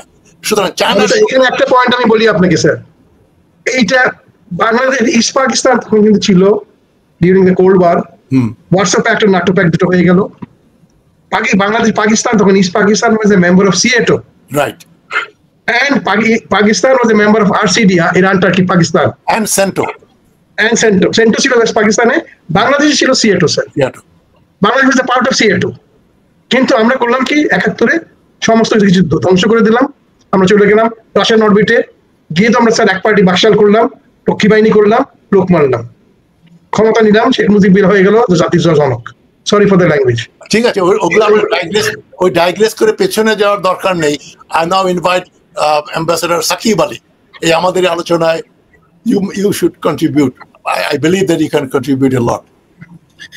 আমি প্রফেসর শহীদুজ্জামান যেই এটা ওইটা নিয়ে কথা বলি প্রথম। আচ্ছা, তার আগে একটু বলি, দুর্দান্ত খেলছেন জেনারেল, এটা বোধহয় আপনার টাইটেল আজকের অনুষ্ঠানে। সো একটা দুটো লাইন কথা বলা দরকার। জেনারেল ওয়াকারের আচার আচরণ খুব ভদ্র, সাধারণ। উনি উনার ব্যক্তিগত জীবনে আমার যতদূর আমি জানি যে উনি অত্যন্ত নৈতিক জীবন যাপন করে থাকেন আপাত দৃষ্টিতে। কিন্তু ব্যাপার হচ্ছে কি, যে যার আচার আচরণ ভদ্র হলেও আমরা যদিও দেখলাম যে উনি কিন্তু 25শে ফেব্রুয়ারিতে যখন কথা বলেছেন তখন কিন্তু উনি অনেক সময় তার যে জোরটা দেখানোর চেষ্টা করেছেন। তার মানে সবসময় যে উনি নম্র থাকেন তা নয়। আরেকটা কথা হচ্ছে যে ভদ্র নম্র আচরণ করা আর অন্যায়কে স্বীকার করে নেওয়া, অর্থাৎ আচার আচরণ আর চরিত্র কিন্তু দুটো ভিন্ন জিনিস। এবং আমরা উনার যেটা অতীত ইতিহাস জানি, যে উনি যেভাবে ভারত এবং আওয়ামী লীগের এরকম আনুগত্য সারা জীবন দেখিয়েছেন, উনি এখনো দেখাচ্ছেন। সুতরাং এটা আপনি যে বলছেন দুর্দান্ত খেলছেন জেনারেল সাহেব, তো এখন দেখলাম যে এখন আহতদেরকে নিয়ে ছবি তুলেন। এখন উনি বলছেন, কিছুদিন আগে উনি বলেছেন এরা দুষ্কৃতিকারী, এখন তাদেরকে উনি বলতেছেন যে আহতদের পাশে সংরক্ষণ সেনাবাহিনী থাকবে। আপনি একটু আগেই বলেছেন যে এখানে ওই ইয়েতেও আছে আপনার ওই যে হিউম্যান রাইটস কমিশন, তারা যেই রিপোর্ট দিয়েছে সেখানে আর্মি কি কি করেছে সেখানেও কিন্তু অনেক কিছু বলার আছে। আমাদের মনে আছে যে এই রিপোর্টটা না, human rights violations and abuses, related to the protests of July and August 2024 in Bangladesh. Right. মনে আছে যে যাত্রাবাড়িতে যখন রীতিমতো অ্যাকশন করে পুলিশ এবং র্যাব, তখন এবং প্রচুর মানুষ মারা যায়, সে সময় কিন্তু কভারেজ দিয়েছিল কিন্তু আর্মি, সেনাবাহিনী। এই জেনারেল ওয়াকার কিন্তু তখন গিয়েছিলেন, পরে যখন ওনার এই অপারেশন শেষ হয়, তারপরে ওই যে আইজি মামুন টামুন মনির এরাও সব গিয়েছিল পরে, সেই বিশাল ছবি টবি আমার এখনো চোখে ভাসে। সুতরাং এই আর্মির এই যে জেনারেল আপনি বলছেন দুর্দান্ত খেলছে, আমি মনে করি না তিনি খুব দুর্দান্ত খেলছেন, কিন্তু হ্যাঁ উনার পিছনে ভারত আছে, উনার পিছনে আওয়ামী প্রচারণা মেশিন আছে, এবং উনাকে প্রফেসর ইউনুস উনাকে হয়তো প্রফেসর ইউনুসের পাশে সেই রকম উপদেষ্টারা তাকে সেই শক্তি যোগাচ্ছেন না, এবং উনি নিজেও একা একা সেই শক্তি সঞ্চার করতে পারছেন না। কিন্তু এই সেনাবাহিনীকে যেভাবে সরকারের অধীনে আনা উচিত ছিল বলে আমরা মনে করি, সেটা উনি করতে পারেন নাই। উনি অনেক আগেই এই সেনাপ্রধানকে ফায়ার করে দিতে পারতেন। আমি মনে করি যে হাসিনার সময় যেই মানুষ ভালো ভালো পজিশনে ছিল, যারা বড় বড় পদোন্নতি পেয়েছে, তাদেরকে বলতে হবে যে তারা আসলে presumed guilty until proven innocent. Exactly, তাই না? যে হাসিনার অধীনে যারা ভালো ভালো পদে ছিলেন, তারা আমরা ধরে নিব যে তারা দোষী, তাদেরকে প্রমাণ করতে হবে তারা নির্দোষী। এই কথাটাই আমি সেদিন পরশুদিন বলেছি যে presumed innocent unless proven guilty, ওইটা উল্টাটা করতে হবে, যে যত জেনারেল যত এই আর্মির যারা মোবিলাইজ করা হয়েছিল, all of them are guilty. এই প্রিজাম্পশন নিয়ে আমরা এগোবো যতক্ষণ না তারা নিজেদের নিরপরাধ প্রমাণ করতে না পারেন। আর আপনি ওই কথার উপরে আমি একটা এক সেকেন্ডের পয়েন্ট করছি। এই যে বকারুজ্জামানের যে ভদ্রতার কথা বললেন, পৃথিবী ইতিহাসে যেমন জিয়াউল হক, পাকিস্তানের জেনারেল জিয়াউল হক এবং বাংলাদেশের জেনারেল হোসেন মোহাম্মদ এরশাদ, এদের মতো বিনয়ী ভদ্র আস্তে আস্তে কথা বলেন, গলা চড়িয়ে কথা বলেন না। এরশাদ তো কবিতা লিখতেন, ভদ্রলোক, মেয়েদের ভিতরে খুব পপুলার, কিন্তু আসলে পাকা শয়তান, খুনি, দুইটাই খুনি। তো এই খুনিদের ভেতরে অনেকে থাকেন আপাত দৃষ্টিতে অতি ভদ্র, কিন্তু অতি পাকা চোর এবং বদমাইশ। তো আমি সরি ইন্টারভেন করলাম, বলেন। It's okay, it's okay. আমাকে দেখা যাচ্ছে না হঠাৎ করে আপনার সাথে এখানে কোথাও, টেকনিক্যাল গ্লিচ, এইটা অসুবিধা নেই। তো সুতরাং আমরা যেটা বলতে চাই যে সেটা হচ্ছে যে জেনারেল ওয়াকারের ব্যাপারে, যে এইটা উনার আচরণ দেখে আমরা যাতে ভুল না বুঝি, এবং আমরা এখনো বলবো যে এই সশস্ত্র বাহিনীকে পিউরিফিকেশন এই সরকারের করা দরকার। ওকে, না আরেকটা এখন আসি আমরা হচ্ছে গিয়ে যে চীনের সাথে আমাদের সম্পর্ক, রোহিঙ্গা প্রত্যাবর্তন। আমরা মনে করি যে, আমি মনে করি যে রোহিঙ্গাদেরকে ফেরানোটা আমাদের জন্য অত্যন্ত জরুরি, এবং যেহেতু আপনারা জেনারেল সাহেবের আশা নিয়ে কথা বললেন আরাকানে কি করা উচিত, আমি আপনার সাথে এইভাবে কথাটা বলবো যে আমি চাইবো যে এই মুহূর্তে আমরা তো সেই আগের ইতিহাসে যদি ফেরত না যাই, কিন্তু আমরা যদি এইভাবে করি যে আরাকানের যে জনসংখ্যা আছে তাদের সাথে আমরা একটা ইউ টাইপ কিন্তু আমাদের বন্দোবস্ত হইতে পারে, যে তারা আসা যাওয়া, আমাদের মার্কেট আমরা ঢোকাই, এটা হচ্ছে টুয়ার্ডস লেটার অন, এখনই করতে হবে এমন কোনো কথা নাই। কিন্তু এখনই আরাকানের জনগণের সাথে এবং আরাকান আর্মির সাথে আমাদের আর্মির, আমি অনেক আগে বলেছি যে সম্পর্ক থাকতে হবে, এবং এই সম্পর্কের মাধ্যমে আমাদের রোহিঙ্গাদেরকেও, আমি সবসময় যেটা বলে এসেছি যে রোহিঙ্গাদেরকে অনেক আগের থেকে আমাদের সেলফ গভর্নমেন্ট দেওয়া উচিত ছিল, তাদেরকে দিয়ে প্রশিক্ষণ দেওয়া উচিত ছিল, যে যাতে তারা নিজেদেরকে ডিফেন্ড করতে পারে, এবং তাদের জমি তাদেরকেই পেতে হবে। জমি কেউ আসলে কেউ কাউকে উঠিয়ে দেয় না। আপনি এমনকি 1948 সালে সেই ইসরায়েল, তারপরেও তারা যুদ্ধ করে করে বাকি যুদ্ধ নিয়ে যায়, মানে সে সময় যুদ্ধ করছে। শুধু যুদ্ধের জন্য প্রস্তুত থাকতে হবে। আমাদের পররাষ্ট্র উপদেষ্টা এবং আমাদের এই যে রোহিঙ্গা বিষয়ক উপদেষ্টা, উনারাও কিন্তু এই কথা বলেছেন যে এটা কিন্তু করতে হবে, শক্তি তাদের সঞ্চয় করতে হবে। আমি আশা করি তারা পাবলিকলি জনসমক্ষে যা বলেছেন, তারা কাজেও ভিতরে ভিতরে বাংলাদেশের যে সরকার সেটা রোহিঙ্গাদের সেই সহযোগিতা দিচ্ছে কিনা, বা আমেরিকা থেকে সেই সহযোগিতাটা নিয়ে দিচ্ছে কিনা, আমি সেই সম্পর্কে আমি আশা করবো তারা দেয়।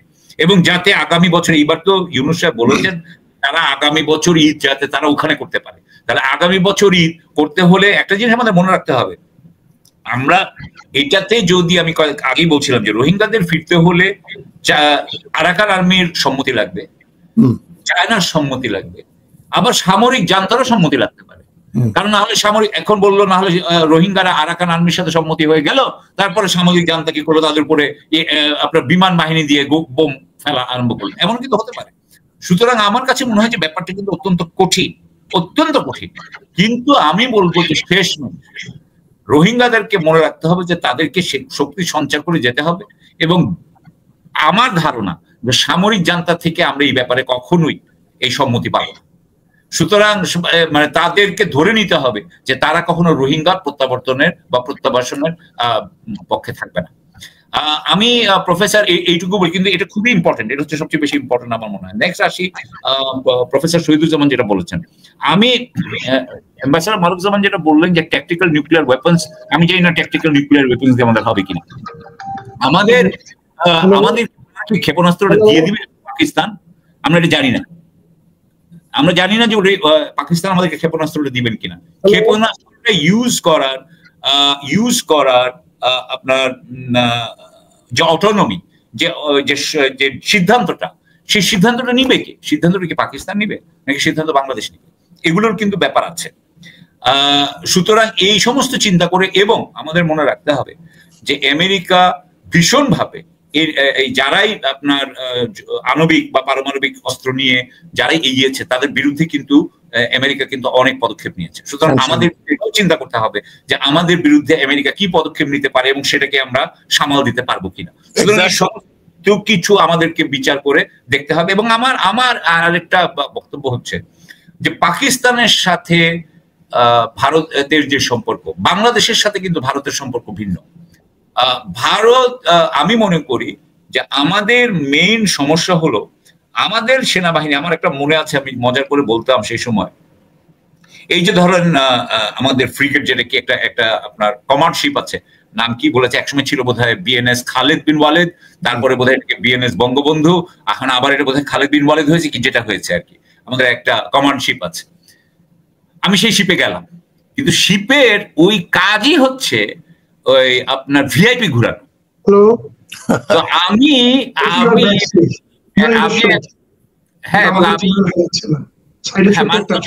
অ্যাম্বাসেডর মারুফুজ্জামানকে কেন ছবি দেখা যাচ্ছে না এটা বুঝলাম না, ওনাকে কেন দেখা যাচ্ছে না বুঝতে পারছি না।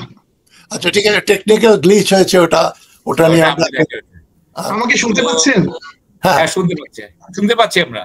আচ্ছা, শুনতে পেলেই হবে। আমি আপনার সব ক্যামে বোধহয় পড়ে গেছে, আপনার ওখানেই দেখেন, আপনার ওখানেই, নাহলে আপনি বের হয়ে আবার ঢুকেন। চেষ্টা করেছি, হচ্ছে না। ঠিক আছে, ওকে। আমাদের এমনিতেও 1 ঘন্টা 18 মিনিট হয়ে গেছে, আসলে আর 10 মিনিটের ভিতরে শেষ করে দেব। আচ্ছা, এটা শেষ করতে হবে। আমি খালি এইটুকু বলতে চাই যে আমাদের, আমি তখন বলেছিলাম ওই আমাদের যে এসডিএস ছিল এক রিয়ার অ্যাডমিরাল, তাকে বললাম যে ভাই আপনার এখানে, এই তো এবারে ছিলেন আপনি, ফ্যান্টাস্টিক, যে আমরা বললাম যে আপনারা যে সাবমেরিন কিনবেন, এই সাবমেরিনটা কি করবেন আমি তো জানি। তো বলছে কি করবো আমরা, তাহলে যে আপনারা করবেন কি, এমপি আর মন্ত্রীদেরকে নিয়ে যে ওখানে চা খাওয়াবেন, ভিতরে নিচে নামায় নিবেন, ওই যে চা খাওয়াবেন, উপরে ওইটা নিজেদের সুবিধাগুলো নিবেন। আসলে ব্যাপারটা হইতেছে যে আমাদের সেনাবাহিনী, নৌবাহিনী, বিমান বাহিনী, তারা যুদ্ধের জন্য প্রস্তুত না। যুদ্ধের জন্য প্রস্তুতি নেয় না, তারা কখনো যুদ্ধ করবে চিন্তা করে না। তারা এখন 2 বেলা ভাত খাওয়াচ্ছে। হ্যাঁ, এবং গলফ খেলবে আপনার বিকালবেলা, হ্যাঁ বিকালবেলা গলফ খেলবে, তাদের রিটায়ারমেন্ট বেনিফিট আছে, তারা যে এই মুহূর্তে রিটায়ারমেন্টে যাবে সাথে সাথে লাখ 1.5-2 টাকার আপনার চাকরি করবে অন্যান্য প্রাইভেট সেক্টর কোম্পানিতে, মানে খুব খুব আয়েশি জীবন, তো খুবই খুবই খুশি লাইফ। এর মধ্যে আবার আপনার ইউএনএ কয়েকটা করেছে আপনার ট্যুর। সো আসলে কিন্তু খুব খুশি লাইফ। আমরা যদি আসলে চাই যে আমাদের সার্বভৌমত্ব আমরা রাখবো, তাহলে আমাদের এই সেনাবাহিনীর পুরো ওরিয়েন্টেশনটাই চেঞ্জ করতে হবে। এটা যোদ্ধার যে, আমি বলতাম, আমি এসডিএস যখন ছিলাম তখন বলছিলাম যে আর্মির চাকরি এটা তো একটা ব্রত, ইংরেজিতে বলছিলাম ভোকেশন।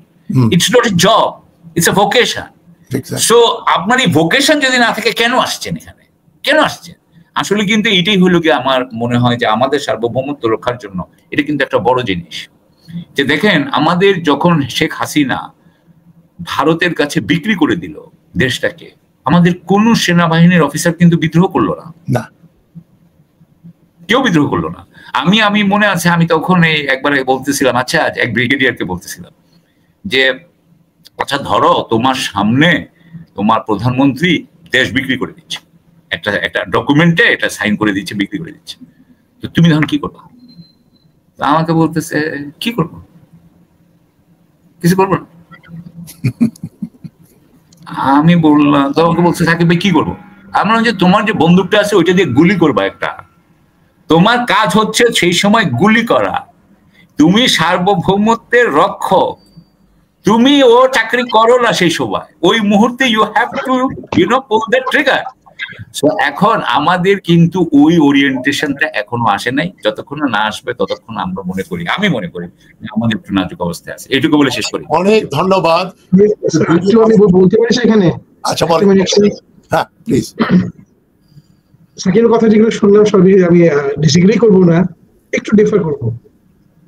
এখন হয়েছে কি যে অজিত দোভাল কিন্তু ফেব্রুয়ারিতে আসছিলেন, তখন কিন্তু রোহিঙ্গারা ইয়ে হচ্ছিল, তখন আমাদের আরএসও এবং ARSA, RSO Rohingya solidarity organisation, ARSA হলো Arakan ARSA, Arakan Rohingya salvation front. এই দুটাকে কিছু কিন্তু তার অস্ত্র টস্ত্র পেয়েছিল আমাদের লোক থেকে, হয়তো পেয়েছিল স্যার, এবং আমি কনফার্ম এটা আমাদের লোক থেকে পেয়েছিল তারা অস্ত্র। কিন্তু স্যার অজিত দোভাল এসে তখন কিন্তু মানে বার্মা হেরে যাচ্ছিল, অজিত দোভাল এসে আমাদের চিফ এবং হাসিনার সাথে, চিফ না হাসিনার সাথে দেখা করে এবং তারেক সিদ্দিকী দেখা করে আরএসও কে এবং আরসাকে বার্মিজ জনতার সাথে এক করে দিলেন এবং সব রোহিঙ্গাদেরকে নিয়ে গেলেন, এখান থেকে নিয়ে গিয়ে তারা বার্মিজ আর্মির সাথে জয়েন করালেন।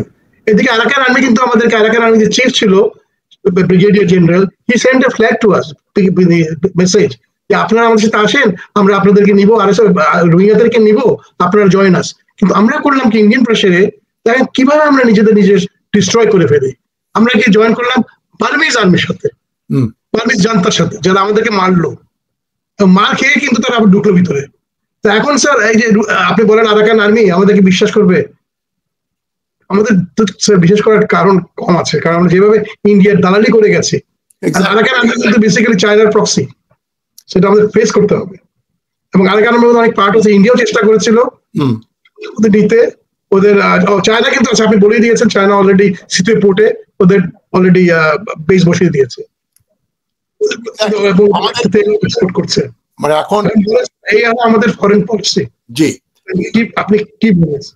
আজকের আলোচনা কনক্লুড করার সমাপ্তির জন্য যে কথাগুলো এখন আমাদের আলোচনায় উঠে এসেছে, যে আমাদের সিভিল মিলিটারি রিলেশনশিপটা, মানে সামরিক বেসামরিক সম্পর্ক, বেসামরিক কর্তৃপক্ষ সামরিক কর্তৃপক্ষকে নিয়ন্ত্রণ করবে। কমান্ডার ইন চিফ হবেন দেশের প্রধানমন্ত্রী বা প্রেসিডেন্ট, জেনারেলদের ক্ষমতা থাকবে না, জেনারেলরা অর্ডার ক্যারি করবেন, যুদ্ধ ঘোষণা করা বা শান্তি চুক্তি করা। আর নির্বাচন কবে হবে না হবে এটা তো বলার প্রশ্নই ওঠে না।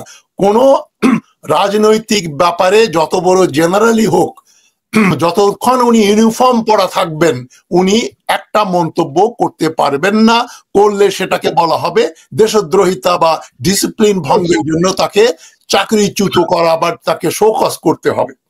দ্বিতীয়ত, শহীদুজ্জামান যেটা বলেছেন, পাকিস্তানের সঙ্গে বাংলাদেশের একটা নিউক্লিয়ার আমব্রেলা দরকার, মানে তারা সামরিক আণবিক পারমাণবিক অস্ত্র আমাদের দেবে তার দরকার নাই। অস্ত্র আসলে স্যাংশনের ব্যাপার আসবে, অনেক কিছু হতে পারে, একটা গ্যারান্টি যে লিখিত একটা ব্যাপার আন্ডারস্ট্যান্ডিং থাকবে, in case of any invasion on Bangladesh Pakistan will be on your side, এটাই যথেষ্ট, এর বেশি আমরা চাই না।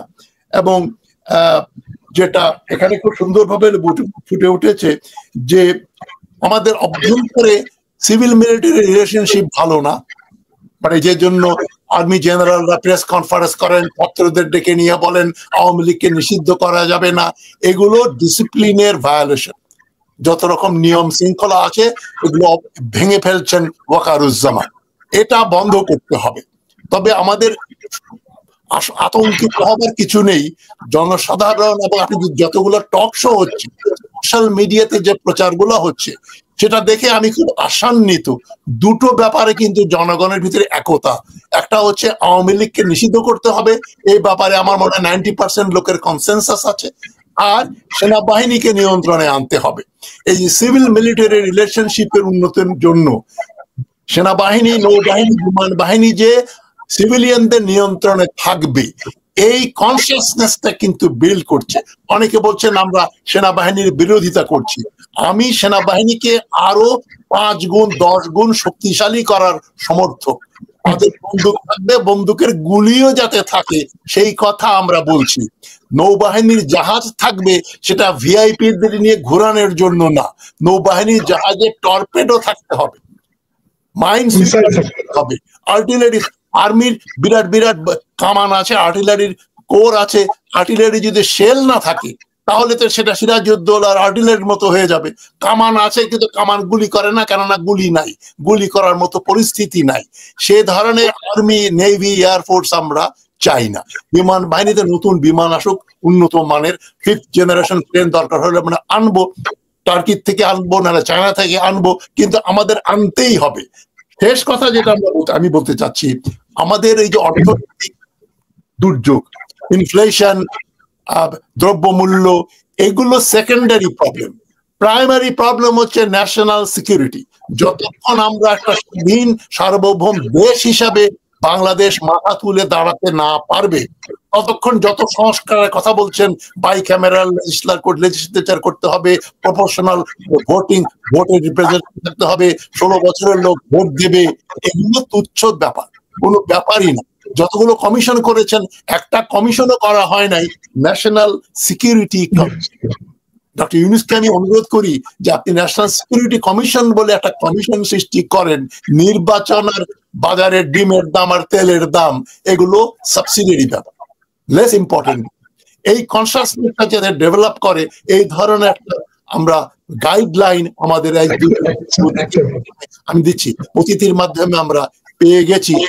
আমি মারুফুজ্জামান সাহেবকে আমি 1 মিনিট সময় দিচ্ছি, আপনি কনক্লুডিং অবজারভেশন দেওয়ার। গত 22 তারিখ স্যার আমরা আয়নাগরে গেছিলাম, এটা আমাদের নিয়ে গেছিল ইন্টারন্যাশনাল ক্রাইমস ট্রাইব্যুনাল, আমাদের 4 জনকে সিনিয়র যারা আমরা, তাদেরকে নিয়ে গিয়ে আমরা ওখানে কয়েক ঘন্টা ছিলাম এবং আমাদের উপরে যে কোথায় কি করা হয়েছে সব দেখিয়ে দিয়েছিলাম। 30 ভাগেরও মতো, তারও বেশি হতে পারে, আলামত তারা নষ্ট করে দিয়েছে। এবং সেই জন্য কিন্তু আমি আপনার সাথে আরেকটা পয়েন্ট অ্যাড করবো, যে আলামত কে নষ্ট করেছে, কে এর জন্য দায়ী, এটা তো আপনার 5ই আগস্টের পরে হয়েছে। এখন বলতে পারবেন যে হ্যাঁ এটা তো ডিজিএফআই তো আর্মি চিফের বিরুদ্ধে যেতে পারে না, ঠিক আছে, ইনভেস্টিগেশন করেন, করে যারা দায়ী তাদেরকে পানিশমেন্ট দেন। তার আগে যারা আমাদেরকে আয়না করে নিয়ে গেছিল, যেটা crime against humanity, rape, murder, এটা আর্মি রুলে কখনো এটা আসে না, এটা সিভিলিয়ান রুল, এটা আসতে হবে সিআরপিসির আন্ডারে, অ্যান্ড ক্রাইম এগেইনস্ট হিউম্যানিটির আন্ডারে, আইসিটির আন্ডারে, they must be tried and punished. Exemplary punishment, ভবিষ্যতে না। আপনার সঙ্গে সম্পূর্ণ একমত যে আমরা ওয়াকারুজ্জামানকে আমরা এক্সপ্লেন করতে বলবো, তাকে শোকজ করা উচিত যে আয়না ঘরে যে আলামত গুলো ছিল, তথ্যগুলো ছিল, প্রমাণগুলো ছিল, সেগুলো উনি মুছে ফেলেছেন কেন? সমস্ত ছবি তুলে নিয়ে আসছে ওরা, সব, এভরিথিং ইজ রেকর্ডেড নাও। সেই তো ধন্যবাদ অনেক সাকিব, মারুফুজ্জামান আর সাকিব আলীকে, আপনাদের খুবই মূল্যবান ডিসকাশন হয়েছে। ভবিষ্যতে আবার আপনাদের সঙ্গে আমরা বসবো, কথা বলবো, দেখা হবে সবার সঙ্গে।